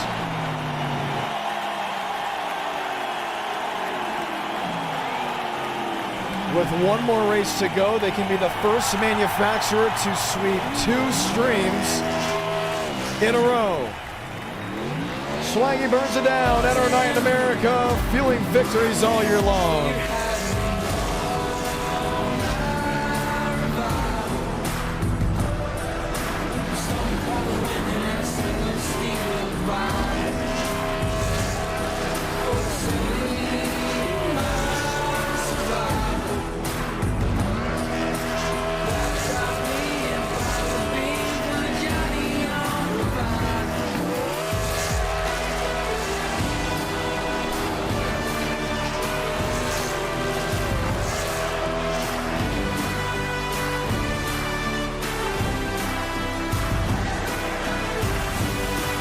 Park it just in front of the start finish. Let's have a word with your race winner. Max Swearengin, a fun night indeed. And we'll wait for him to join the Discord call. So we can go ahead and hear from your race winner. Max, Mr. John, congratulations. Oh, thank you, man. Thank you. Man, that was something else. That I mean, was a something else. I don't know what else to say, but I mean, it was a We're going to watch back on the replay. It looked like you got into Shamela, but others are saying it's the netcode issue. There's a netcode issue. It doesn't shock me, really. But I tried to block Marty. I was just trying to be defensive. Oh, yeah, you were clear on him. Yeah, I just tried to block him. And I don't feel like I did anything wrong there. I mean, I blocked Thurston at the right time. I blocked Marty at the right time. I was trying to push Josh, but yeah, I pushed River. I got him loose on the back. I didn't mean to get him loose, but I mean, you know, stuff happens. Yeah, I didn't mean it. I wanted to wait for my move until it was 3, and I guess my move happened in 3, and that's the end of it. Finally won another one this year, which is cool. I don't think I've won like multiple times in a year in probably 2 years now. So it's great to have it back, and it's great to finally knock all the rust off since it's been gone for so long. Well, I want to point this out. We got one more race tonight. Unless we hit 300 likes, Ford is 1 race away from becoming the first manufacturer to sweep 2 nights in a row. It has never been done. You just gave them that opportunity with the win. Yeah, I mean, I'm not a big Ford guy necessarily. I just like my Buffalo Sabres car. But, yeah, good luck, Ford. I'm not doing the final race. I have got to go to sleep for work here in a little bit. Did your girlfriend scream? I mean, I'm looking at her on FaceTime right now, and she just paused it on FaceTime, but, yeah, she's giving me like what's it called, like a heart sign with her hands and stuff. That's so sweet. Yeah, shout out. She said she could, I could say her name, so shout out Abby, obviously. I think she's typing in chat too. Yeah, she did actually type. There you go, see. So you're very protective of her name. I appreciate that. I am very protective. Okay, I'll say this. She can hear me right now. I love her. So that's for her. And you just blushed. And you're smiling. She's looking at me blushing right now. So I mean, you're not wrong about that. Oh. She's blushing right now too. So, yeah, I'm gonna skedaddle on out. I don't know. I wish I had a beer I could drink, but obviously I gotta work in the morning. So there you go. So soak it all. I mean, I guess soak it in. Put it on Twitter. Fun race. And very, very fun race. Thank you for hosting, like always. Been super supportive of all your stuff for the past 3 years now. Heck yeah. So I appreciate it. Of course, big dog. Of course. Well, we got one more race. I guess you'll find out in the morning if I'll find out. The manufacturer has gotten it done. But for you, it will be a good night and a good win. Congratulations. Yeah. You want to say anything to the viewers back at home? Once again, shout out my girlfriend Abby that I'm on the phone with. Shout out to all you guys watching, because John can't do stuff he does without you guys watching. That is very true. So there would be no in-person broadcast if it wasn't for the viewers. He wouldn't be doing all the stuff he does without you guys. So continue supporting, continue watching. Make sure you watch on Friday. And yeah, that's about it. That's all I have. Heck yeah. Well, it's a good night for you, and it's hello to the final race of the night, a quick 25-lap race at Legacy Pocono. Who do you think's going to win? I got to know before you go to bed. Who do you think's going to win? I don't know who's racing it. What manufacturer do you think's going to win? Probably Toyota, because I'm a Toyota loyalist. Oh. Or Ford. Ooh. All right. Well, the session is up. Congratulations on your win. Thank you. We'll now interview Alexander Balderas, because what a drive. Well, I don't think I can call you the master of wrecking anymore. Maybe the master of finishing second? I don't know, man. Like I said in the last interview, call me Tyler Reddick the way I can only finish second. I don't know. We come up close again. Literally shades of iRacing Super Speedway. Almost ran it back to the first stream of the year. But unfortunately came up second to Swaggy. Honestly, I don't know what he had in his car the last lap, but he was able to whiz past all of us, and that, I think he's deserving of the win. But just a tenth away. Just a tenth away. Did you scream? Knowing you Not, I mean, not really. I kind of. Or you did like, the biggest, oh, come on. I did do the biggest, Yeah. oh, come on. There I you did go. do the biggest, oh, come on. Yeah. You know, I want to point this out for the viewers back at home. I know a lot about these drivers because they've been racing since like the dawn of NR. So it gets pretty wild when you hear certain reactions over and over again. So The other ones remember 2021 and our we all remember the Gibson quote for James Gibson. James Gibson. Oh, but everyone remembers the Gibson quote. It's a piece of NR history. It's a piece of NR. Dude, there's so much We will NR lore. not- We will not repeat the Gibson quote. No, we can't But play that. we on know air. We the can't play Gibson that on quote. air. No. No, we know it. It's pretty. It's a known consensus around NR Night in America. We just can't play the quote on air. Throttle. Unfortunately. Throttle, you Yes, are sir. a Ford loyalist, correct? Yeah, pretty much. The only Chevy I run is an Next-Gen. Is because I like it. Can you more, believe what's going on right now? Do you know what's going on right now? but I don't. He Fill doesn't. me they're- in, John. That's the thing. These Ford drivers aren't even like putting more on the table. They're just racing. Ford has won the last 7 races in a row. Are you serious? I'm serious. They can become the first manufacturer with this race to sweep 2 nights in a row. I'll tell you what. Ford has finished 1, 2, 3 in the last 2 Super Speedway races. Me finishing second in both. I also want to But- point something out. Ford has the least amount of e-ticket wins. I think out of the big 3 manufacturers, they have the least amount of wins in NR Night in America. And now they have the longest win streak out of any manufacturer NR Night in America has ever thrown together. I think with Chevy, the most they've had was 4 in a row. We had a race 5. They did not sweep the night. Toyota, I believe, was 3 in a row, but they consistently win because of Joe. Ford is the only manufacturer to have this many wins. Insane how it's gone to this point. And here we are.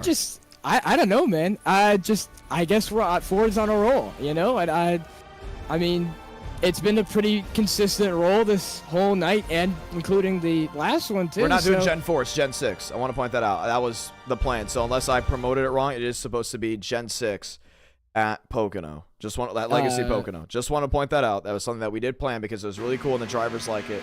Continue. Was it late Gen 6 or early Gen 6? Early Gen 6. Ooh, Late Gen 6. Yeah, Toyota's we gotta let the Toyota loyalists have a shot. You know what I mean? Are you enticing a Joe Armstrong win? I'm enticing that if Ford is going to get their 8th win in a row, they gotta earn it. Okay, that's what I'm doing. If Ford is gonna win 8 races in a row, they have to earn it, and they're gonna earn it by having a Chevy and a Toyota lineup with them. Oh, by the way. A lot of Fords, a lot of Chevys, a lot of Toyotas is pretty even. So it's going to be interesting. Who joined in there? Toyota. Oh, Ethan Stanley's joining on a Toyota. Ooh, Let's see who that's else gonna joins be- in. Chad Thornquist, Toyota. He has not done well tonight. I wasn't trying to be funny. Just pointing out. Joe Armstrong, Toyota. I think Joe is going to reign on everyone's parade. When you mentioned what's his face, Thornquist, it's like that one skin cancer graphic. What's that? The Saints QB. He like had Saints skin cancer, and they made a whole graphic about it. And in the big text, they put skin cancer. It's one of the funniest images ever. I do not remember that, but No, it's very really interesting. recent. It's really recent. Jackson Buys, Ford driver. Gavin Austin, Ford driver. Max Steinmeier, Toyota driver. It's going to be hard for Ford to get their 8th. I would say their odds are not on their side. Mosteller joins in a Chevy. Gentry joins in a Ford. I think it's going to be really tough. I mean, It's going to be really tough to win. Going on a 7-win streak and then trying to back it up with another is going to be tough, no matter what. I think this is going to be a Toyota win. I mean, I kind of feel it. What do y'all think? Let's ask the chat. Because I think this is going to be a Toyota win with just the lineup that I am currently seeing. But I'm not going to lie, I hope for Ford to get 8 because there's going to be a really cool Twitter video coming out tomorrow if they get an 8th in a row. That is true. That would be true. 8 wins in a row. That's insane. And they have the least amount of wins out of any manufacturer of the big 3 at NR Night in America. They have the least amount of manufacturer wins in NR Night in America, for e-ticket events to begin with all of them that have won, obviously minus Pontiac and minus Honda. And there was a point, Honda was less than 1/10 of an inch from tying Ford in e-ticket wins. Ford has 1 e-ticket win, and it came from Chad Thornquist, if I'm not mistaken. Moriarty won in a Chevrolet and NWP. Well, he won as a rebadged Mustang, but the car was technically. No, like he had Chevrolet brand. He didn't have any branding for Ford on it. He usually drives a Ford, but from what I remember, he didn't have any Ford branding, so automatically that becomes a Chevrolet. We've had this debate before. I know we have. So we're giving some drivers some opportunity. We'll head trackside. So this is big. This is pretty cool. If you think about it, because we used to follow the Ford, Chevrolet, Toyota alliance really hard in 2022. Yeah, I think the competition between the manufacturers is really heating up, but the momentum going in by Ford, especially after that 1, 2, 3, I don't know. It's gonna be tough to beat. I gotta say, Dodge has more e-ticket wins than Ford. That's true. That's true. They do win more on the big stage, but right now Ford's on a hot streak, including this 1, 2, 3. So I think with the Ford momentum that they have, it's gonna be really hard to take them down. But with the roster of non-Ford drivers, it's going to be tough. I think the this rosters. is going to be a So I'm slugfest. looking at the rosters, and most of join in Chevrolet. Muvik joins in Chevrolet. So now you have Muvik coming in. You have Schmidt that's in a Toyota. You have Joe that's in a Toyota, and it just spells a Toyota win unless they all barrel on through. What's Ford's strongest dog in this hunt? Barbagallo? Come on. I mean, Barb has like what, 2 wins in NR Night in America? And that's great. I'm not saying anything poorly on that, but Pocono is not where he shines. Jackson buys. I mean, yes, I guess he would be probably the strongest Ford in this fight, unless James Thurston comes in. I don't know where Thurston is, and a lot of these guys had to go to sleep, so I don't think this is going to be a Ford type of night. And the reason why Ford won that 4th race in a row was because, if I'm not mistaken, they won because of a big wreck, but that was on a short track. That was at South Boston. So it's interesting.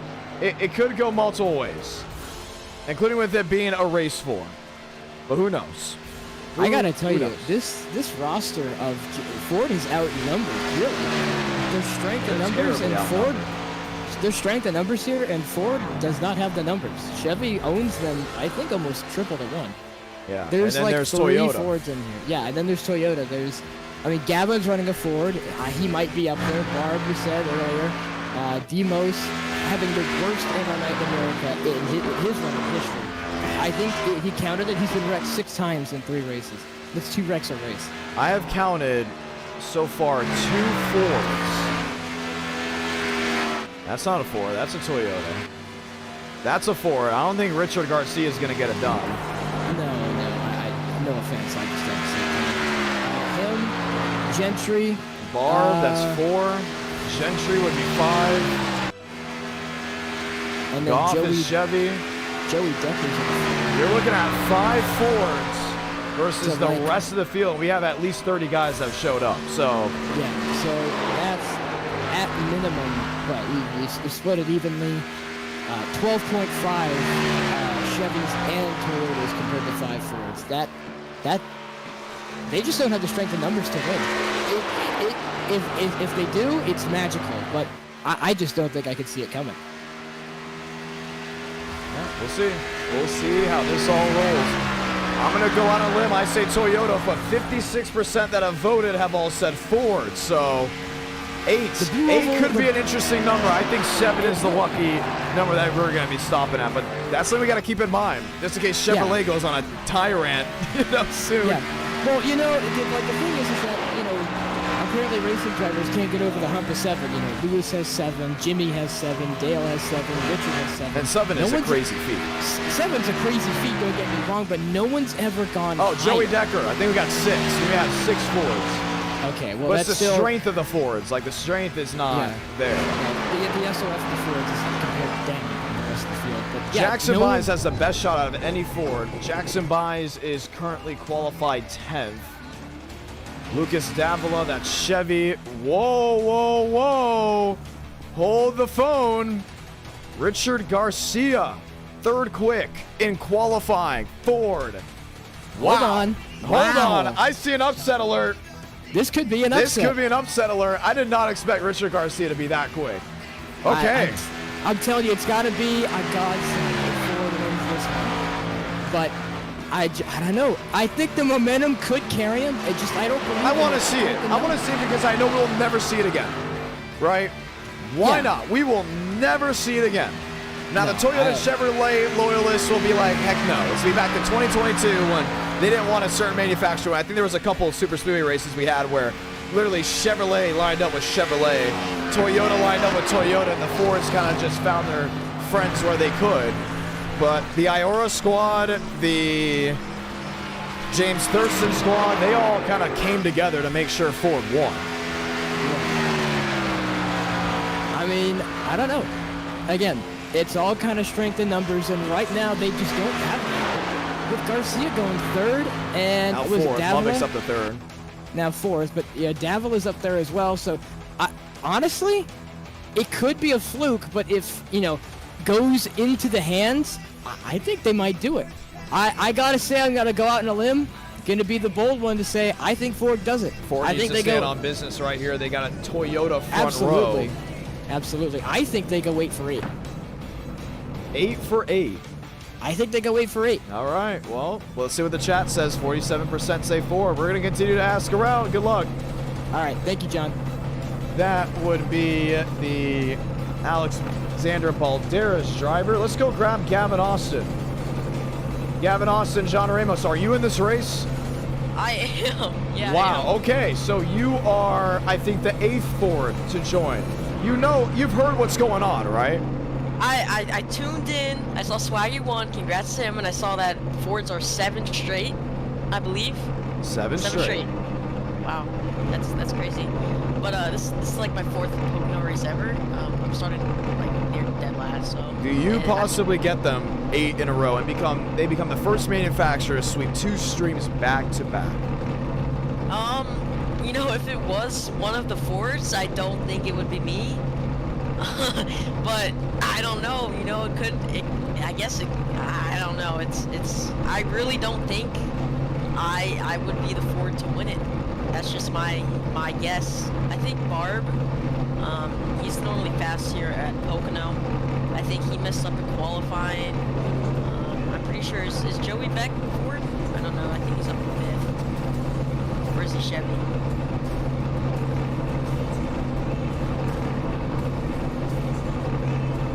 Chevrolet, yes. Joey Beck Chevrolet. Chevy, yeah. So I don't know. There's 6 Fords in here. Is that 8? We got like 7 or 8 that have qualified. It's not looking great. It's not looking great. Yeah, I think this could be the race for the Fords to lose their winning streak, in my opinion. You never know. You never know. It could be an upset where the Fords do come back. And 7 is a good number, right? Yeah, 7 is a great number to end on. It's great. Well, Nothing we'll wrong see. with 7. We'll get the one to go. You want to say those magical words? Viewers yearn for a show. Definitely at a track like this, Legacy Pocono. Some beautiful Gen-6 stock cars. I think it's definitely interesting. Make sure you guys like the stream. Would you like to say those magical words, though? Oh, that's what you said? Yes. Oh, my bad. By magical words, is that where you start the race? GSD. GSD. Oh my goodness. Godspeed drivers. Godspeed drivers. It's been, my last NR start was like 2 months ago. It's been that long. Did you not race the E-ticket? I did, no, like regular NR night, besides the NWP. Like, besides Texas today, where I didn't finish it because I didn't commentate another race. But yeah, this is like I'm gonna try to finish this. This is like my first race. Well, it's going to be fun to see. Oh, 35 laps, not 25. Yikes, that's going to change things up. Good luck. Thank you, John. Thank you.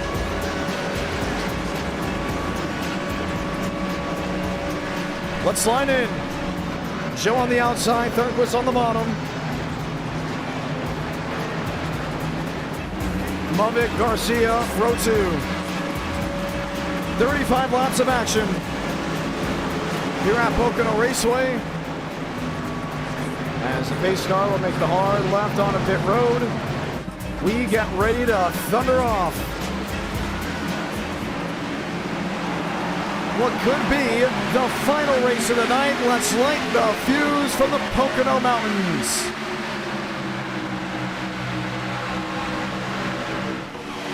Mosteller way to the inside, coming into view.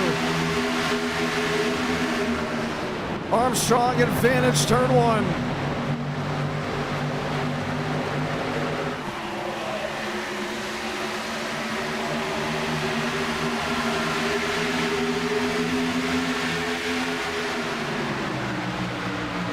Garcia, all over Joe. Walker way up the racetrack with Joey back. Richard Garcia is in the catbird position. Looks to the wayside of the 22.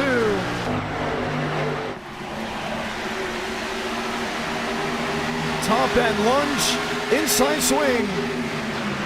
Joe leads lap one. Mubbick to the bottom. 3 wide for the race lead.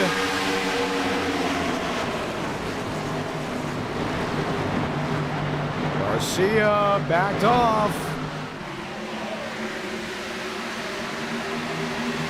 Thornquist top end. Oh, gets into Joe.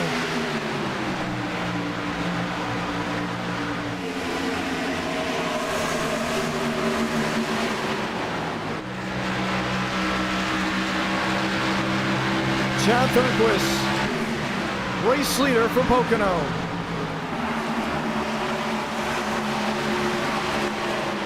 Mubbick blinking.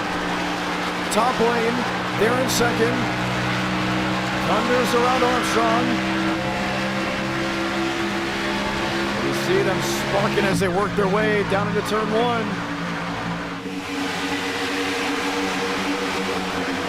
Move on the race lead.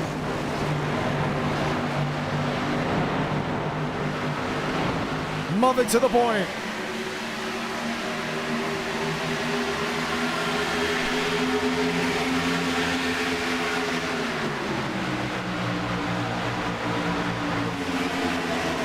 He's already got nose damage, you can see it.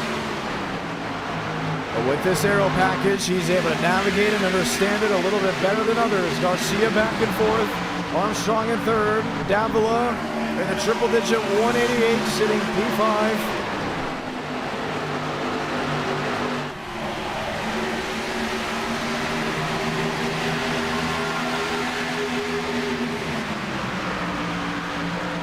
Thornquist trying to close back the gap.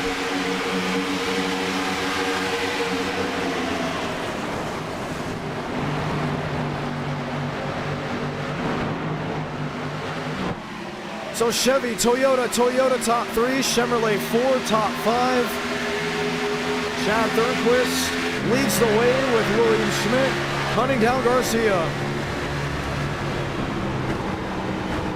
For a move, looking for a peak. And to understand this track, you got to understand the aero package. Let's go dial up a driver that we know that can explain that to the best of their ability. Mubbick, John Ramos, you got a copy. Braden Mubbick, Jonathan Ramos, you got a copy. And he is non-responsive. He's currently up there with Chad Thornquist, Joseph Armstrong, Davila. Thornquist to the outside, Mubbick on the bottom. Oh, hi. Oh, hello there. You're leading. Talk about this aero package. You're under fire. Yeah, I am.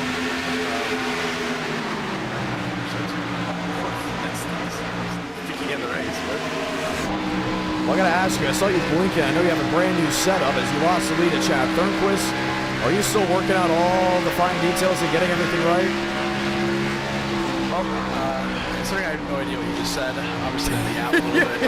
This combo is really fun. And I'm happy to be racing. So. Not happy with the racing. Is that what you said? I love it. Okay, you love it. Well, you're going for the lead. Oh, Chad Thornquist was trying to make sure he did not make that move. Toe-to-toe, turn one. Oh, you got him. So Lovett goes back to the lead. He is locked in. We're going to go let him continue to focus on the racing side of things, as he still has Chad Thornquist behind him. Top 5, top 6, all single filed out. Chad Thornquist has put on a whale of an effort to the rear end of the Chevrolet.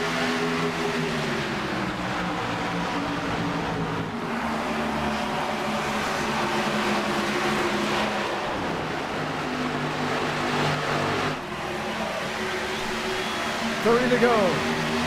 Armstrong in the 22. Inside of Davila, everyone else slicing, moving, shaking. I wonder if a fuel lottery could be in effect for some. Trying to see the lap times really adjust, really change. Garcia, tap to the outside wall, goes to the 5th. Thornquist in second. About 2/10 or so off for the Braden Muffick machine. William Schmidt peeking to the inside.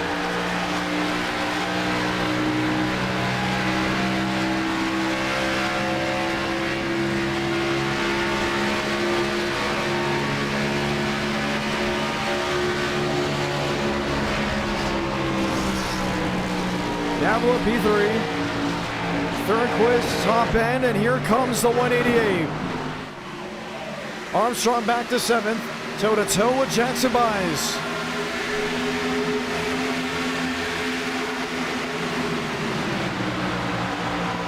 Thornquist not giving in. Schmidt not giving in, just chop the nose of the Davila machine. Garcia, Walker.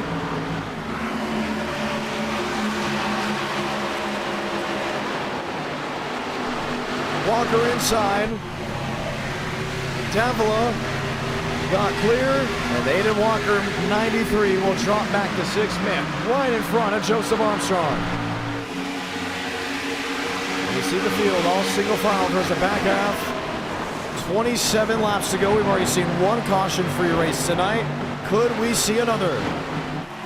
Benton in 14th. He's worked his way forward out of 30 drivers that have taken the green flag. Mosteller there in 11th.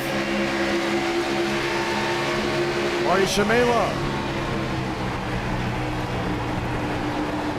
working to the back end of the 87.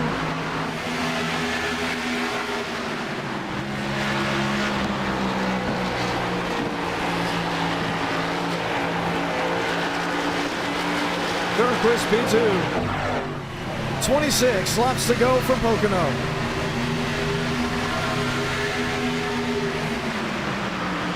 Breaking the draft to the inside. I don't think he really gained anything from it. Chad was able to clearly make up speed, make up ground. And what Thornquist is doing is he's giving that inside lane. He wants all those drivers down there because he knows he can get a rocket ship off turn 1. And that's exactly what he did. Use the outside lane to get the push, to size up a move to the tunnel turn. Through Long Pond. Oh, just narrowly got into the outside wall.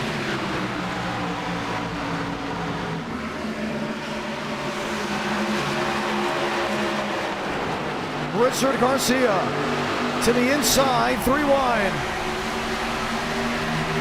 Schmidt in 3rd.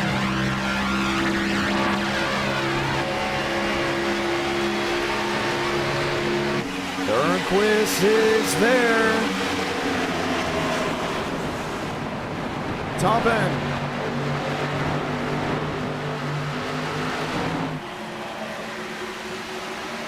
Drive off exit.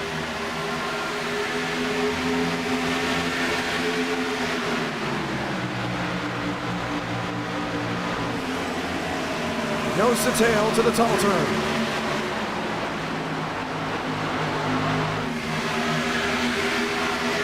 Schmidt in 3rd, Walker in 4th.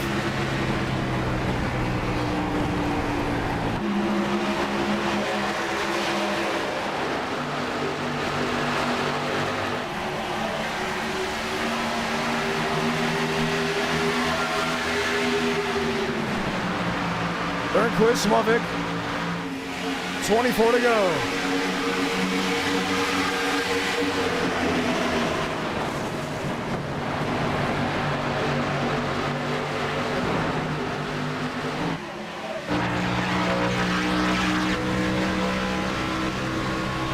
Schmidt back to the outside. Turnquist on the bottom. Looking for a move, toe to toe.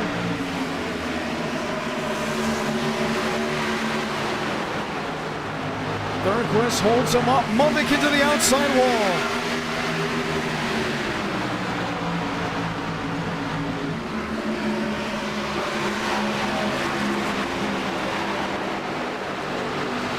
Put Joseph Armstrong in the second position. 23 laps remaining.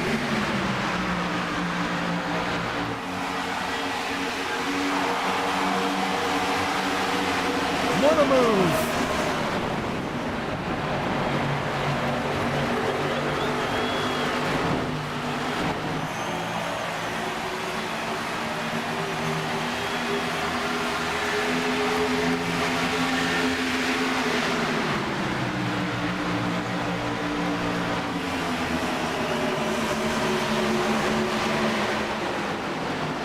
He's there, quarter panel.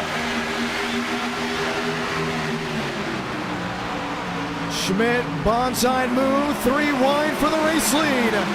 This is racing for Pocono. Mavic top, Joe in the middle, Schmidt on the bottom. Can you believe what you're seeing? 22 to go.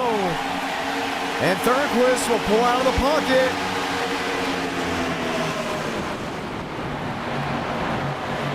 Chad Turnquist tries to rocket back to the lead.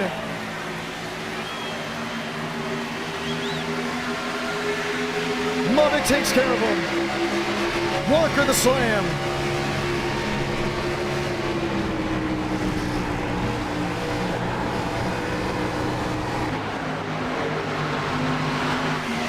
Ethan Stanley outside wall, out of harm's way.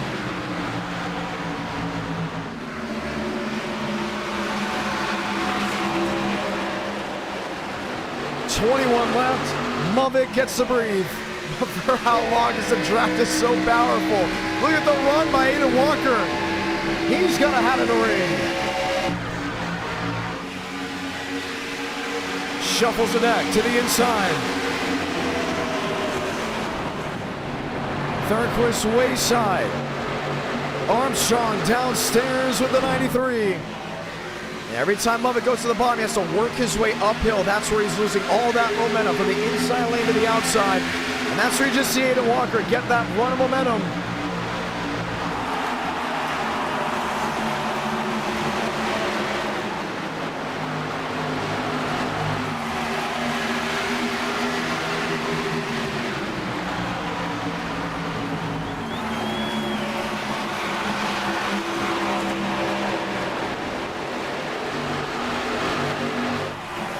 Inside advantage. Joe and Walker, 20 left.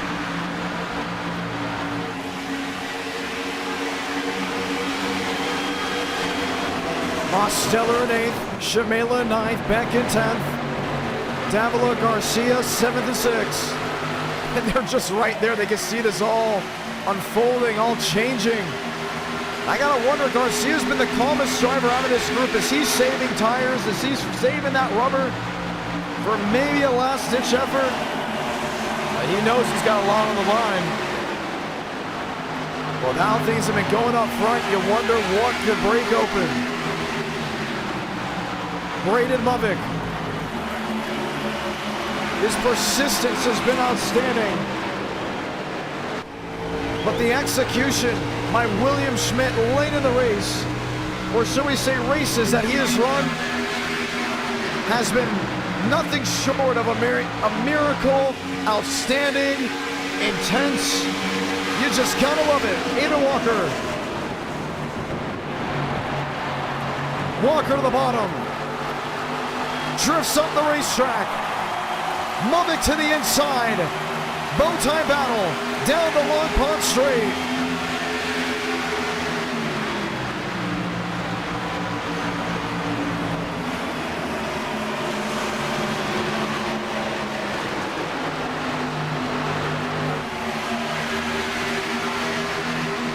$19.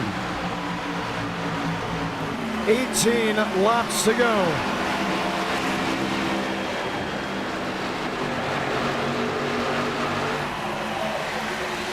Davila in 5th, Armstrong in 6th.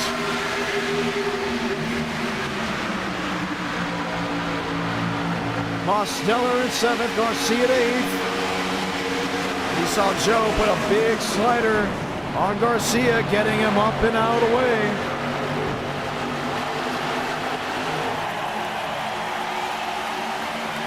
Three and a half tenths.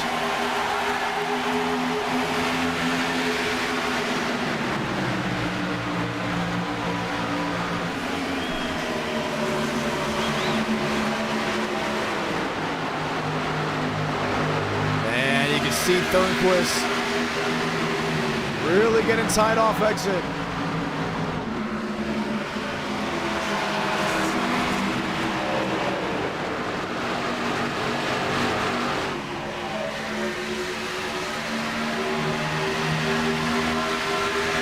Chad up top. Walker up there with them. Will be 16 laps to go next time by. And it could be one of those caution-free races. 300 likes. We get race 5. 17 laps to go. They're all on line. Stanley to the inside of Garcia. Joey back on the scene, top 10, under a second of each other.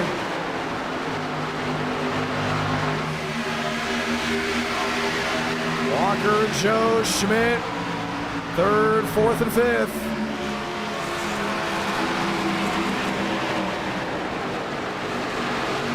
$16 remain for Braden Lubbock. He's got 9 drivers in his mirror, ruling the hunt.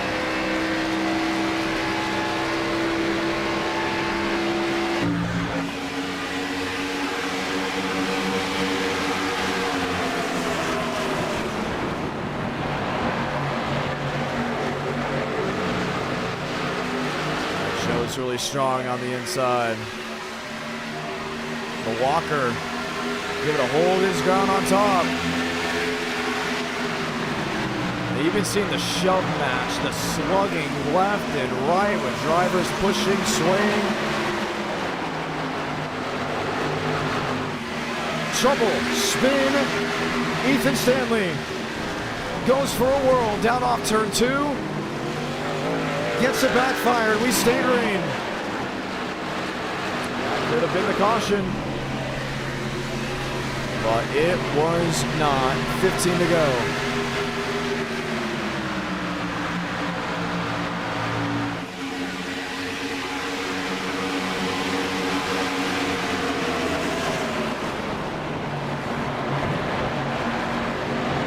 Turnquist top. Walker bottom.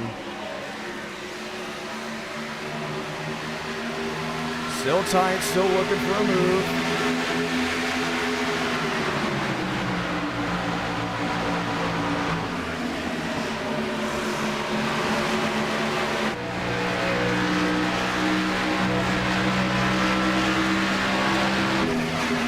Davila, there with Joe.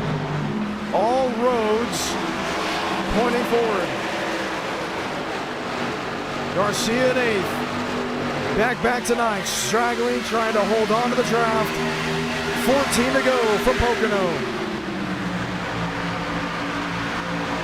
This is going to be very tough to watch for some. I mean, what do? You can catch the Braden Movick machine, but can you pass the Braden Movick machine? That's two different things, and we've seen it already tonight. It's going to be difficult. Joe, contact with Ada Walker.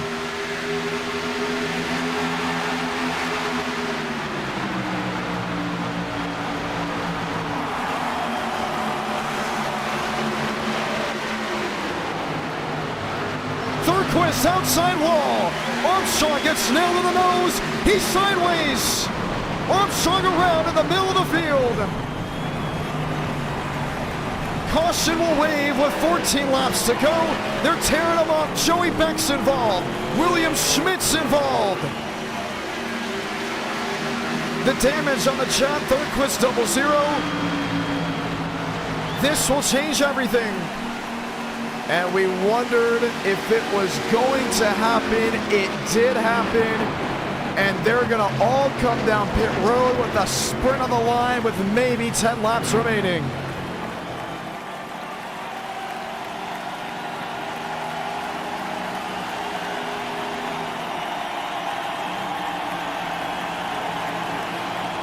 Can you believe it?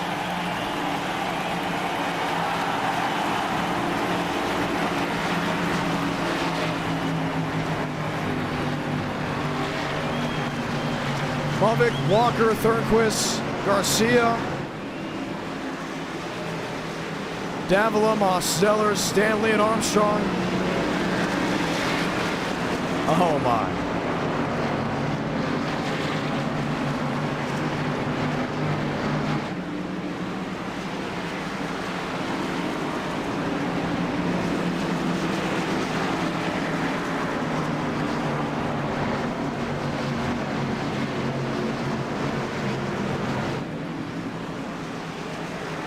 One moment, ladies and gentlemen.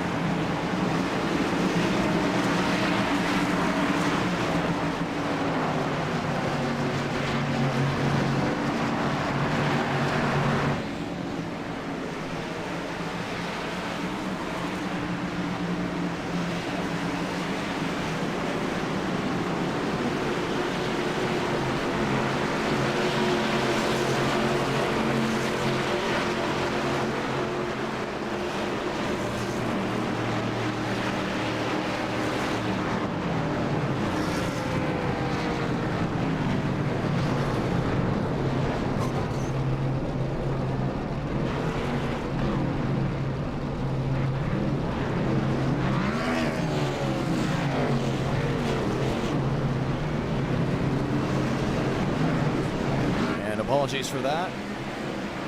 I thought, from what it sounded like, someone was slamming on my door. Obviously, safety does come first, so apologies on that end. We'll watch back on the replay. See exactly what happened. Ooh. So Thornquist goes wide. He was trying to keep up with the 42. Oh, man, then you see Davila gets contact. Mosteller gets contact. You just heard what he talked about, struggling.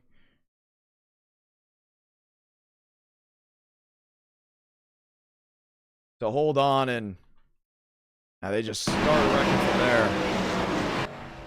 So, pit road was open. They came on through.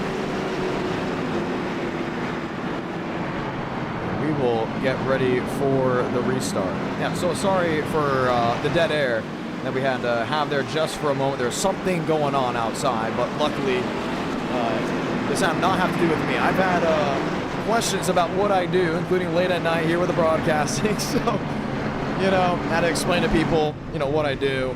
You know, it's a very unique form of, a very unique situation that I'm in.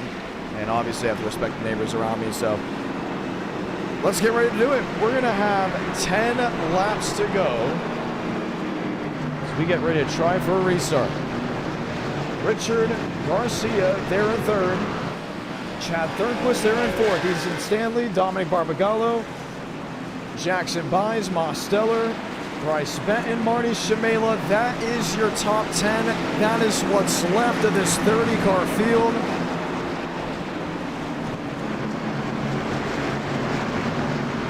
We will have a restart ready. Yes, Life Op said there was some form of human life that slammed into my door. It was the cat. When Stitch lived with me. Stitch now lives with my family.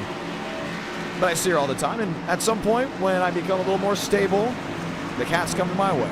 So Stitch will be a part of streams very soon in the future. I feel like. Depends on how things go. So we'll have 10 laps remaining. Mumbick on the bottom, Garcia in third, Walker in second, Thornquist in fourth. All this talk about what could happen and what could be. All this talk. Will we get a first-time winner tonight? We saw one in the last stream. It came in the way of a Ford.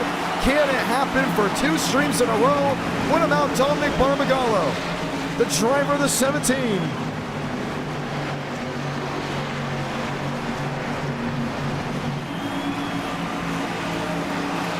10 laps from the 30 machines that litter the racing surface.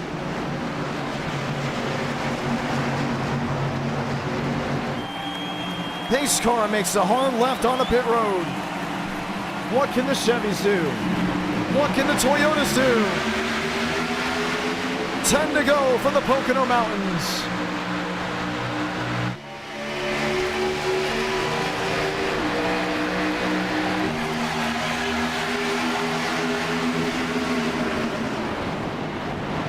Walker, Mumbick, Garcia, Thornquist. Thornquist, company, Jackson buys in the wall.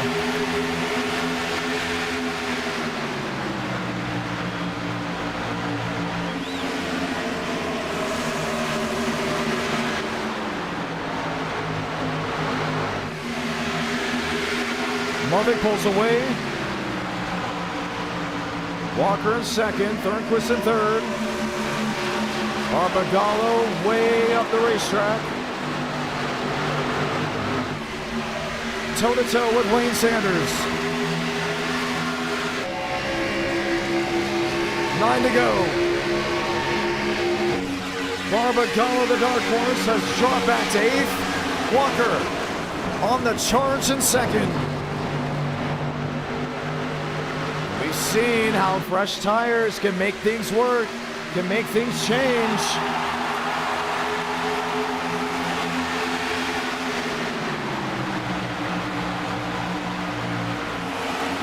Two Chevys, a Toyota for the top 3. Barbagallo up and into the fence, battle for third. Richard Garcia thunders by the 00.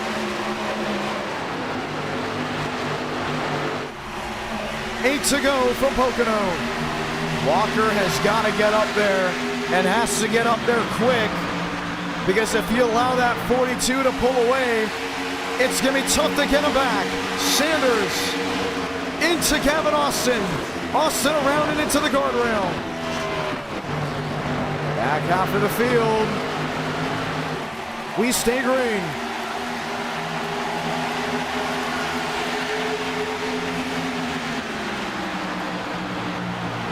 Richard Garcia doing what he can to make up the time. Aiden Walker pushing the limits of the downforce, pushing the limits of the car. I guarantee you, Braden Mumbick, if he knows they're going to get to him, it's going to be the widest racetrack you have ever seen in NR Night in America. 2/10 back, closes in, 7 to go. A 10th and a half to the bumper. Walker early out of the gas. He knows what he's doing. He's being smart. He's just being the driver that he has to be to find victory lane.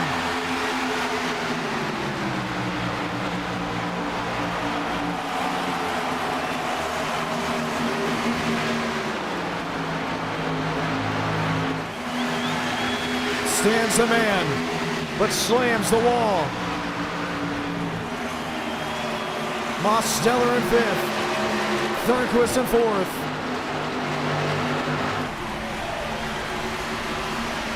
Six laps to go. Does a Ford win and make it 8 in a row, or does Chevrolet end the winning streak and start one of their own? 4 laps to go. Will be 4 laps to go. We'll be 2 next time by. It's late. We're tired. We're racing. With Mavic leading the way, Garcia in 3rd and Walker in 2nd.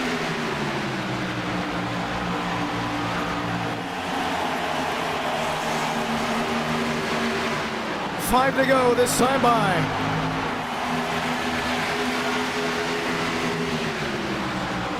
Walker is there.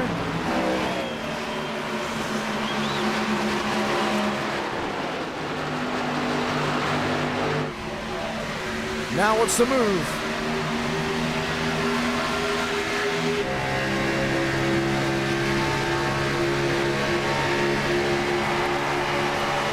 To the back bumper, the slam.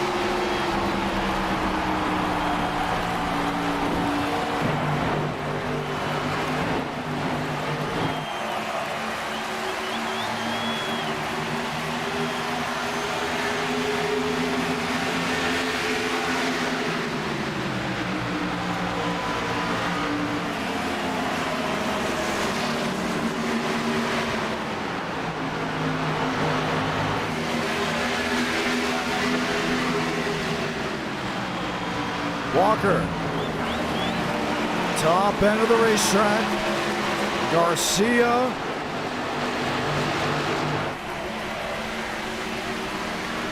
Lined up waiting.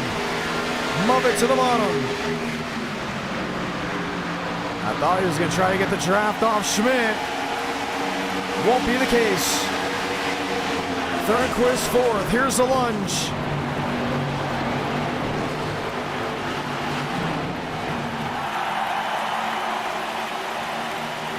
On the bottom, will drop on back. I think what Walker's doing is he's waiting. He's waiting for that last moment where he could possibly make a move to turn 3 with one final lap. Well, how long do you wait before the drivers behind get way too aggressive? What about Garcia? What about Mose? What about Stanley?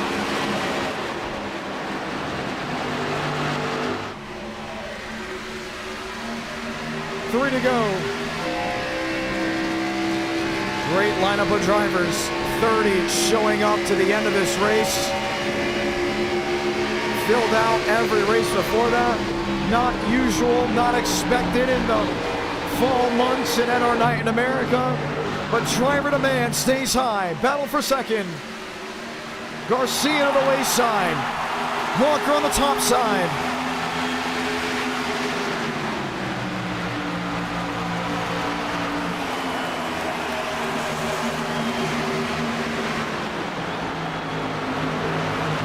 Oh, saved by Stan. Out from Mose. And I think Garcia going to the inside of Walker just destroyed any run those two could have had. Now they're forced to work together.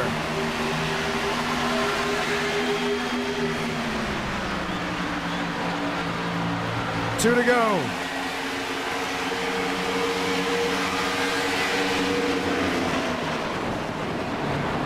I think Garcia's got to stay in line. Get the clean air when you can. Stay in line. Let Walker get to him. If you allow that to happen, you have a shot at winning this race. But you have to stay sealed to the back end of the 93. Here's the run to the tunnel turn. Walker got into Mavic. Thornquist in the fence. Gets into Jackson buys into the grass. Will slide up the racetrack and into the outside wall. Salamanca, 1 to go from Pocono. Jumps to the bottom. Walker on the top. This is what's left of the field. Final time to 1. Garcia has got to lock it in right here. He's got to nail the back end of the Chevrolet. But has Ethan Stanley to the bottom.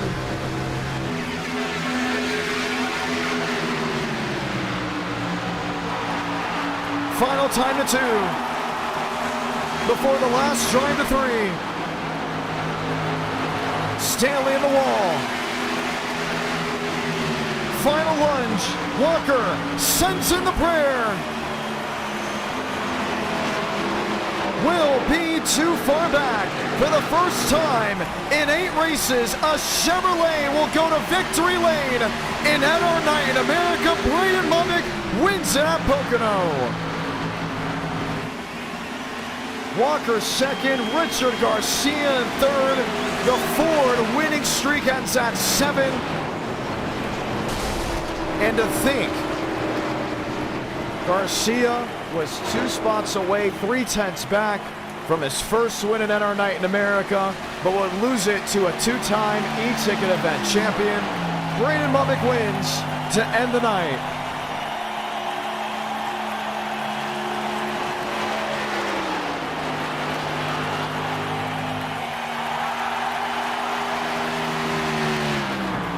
Well, it's always exciting, it's always fun, but we're so glad to have you guys hanging out with us.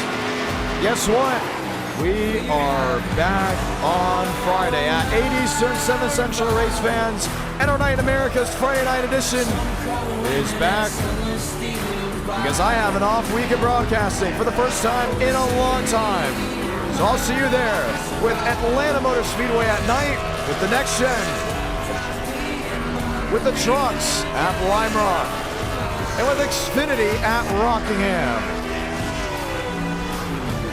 So with that, I say goodnight, NR Night in America. Feeling victories all year long. Hopefully you guys have a great rest of your night and a beautiful Wednesday morning. The NWP podcast will be on tomorrow night. Make sure you guys tune into that. And we hope you all continue to enjoy the great racing action iRacing has given us. So with that, I say so long, as this has been the Tuesday night edition of NR Night in America. Good night, ladies and gentlemen.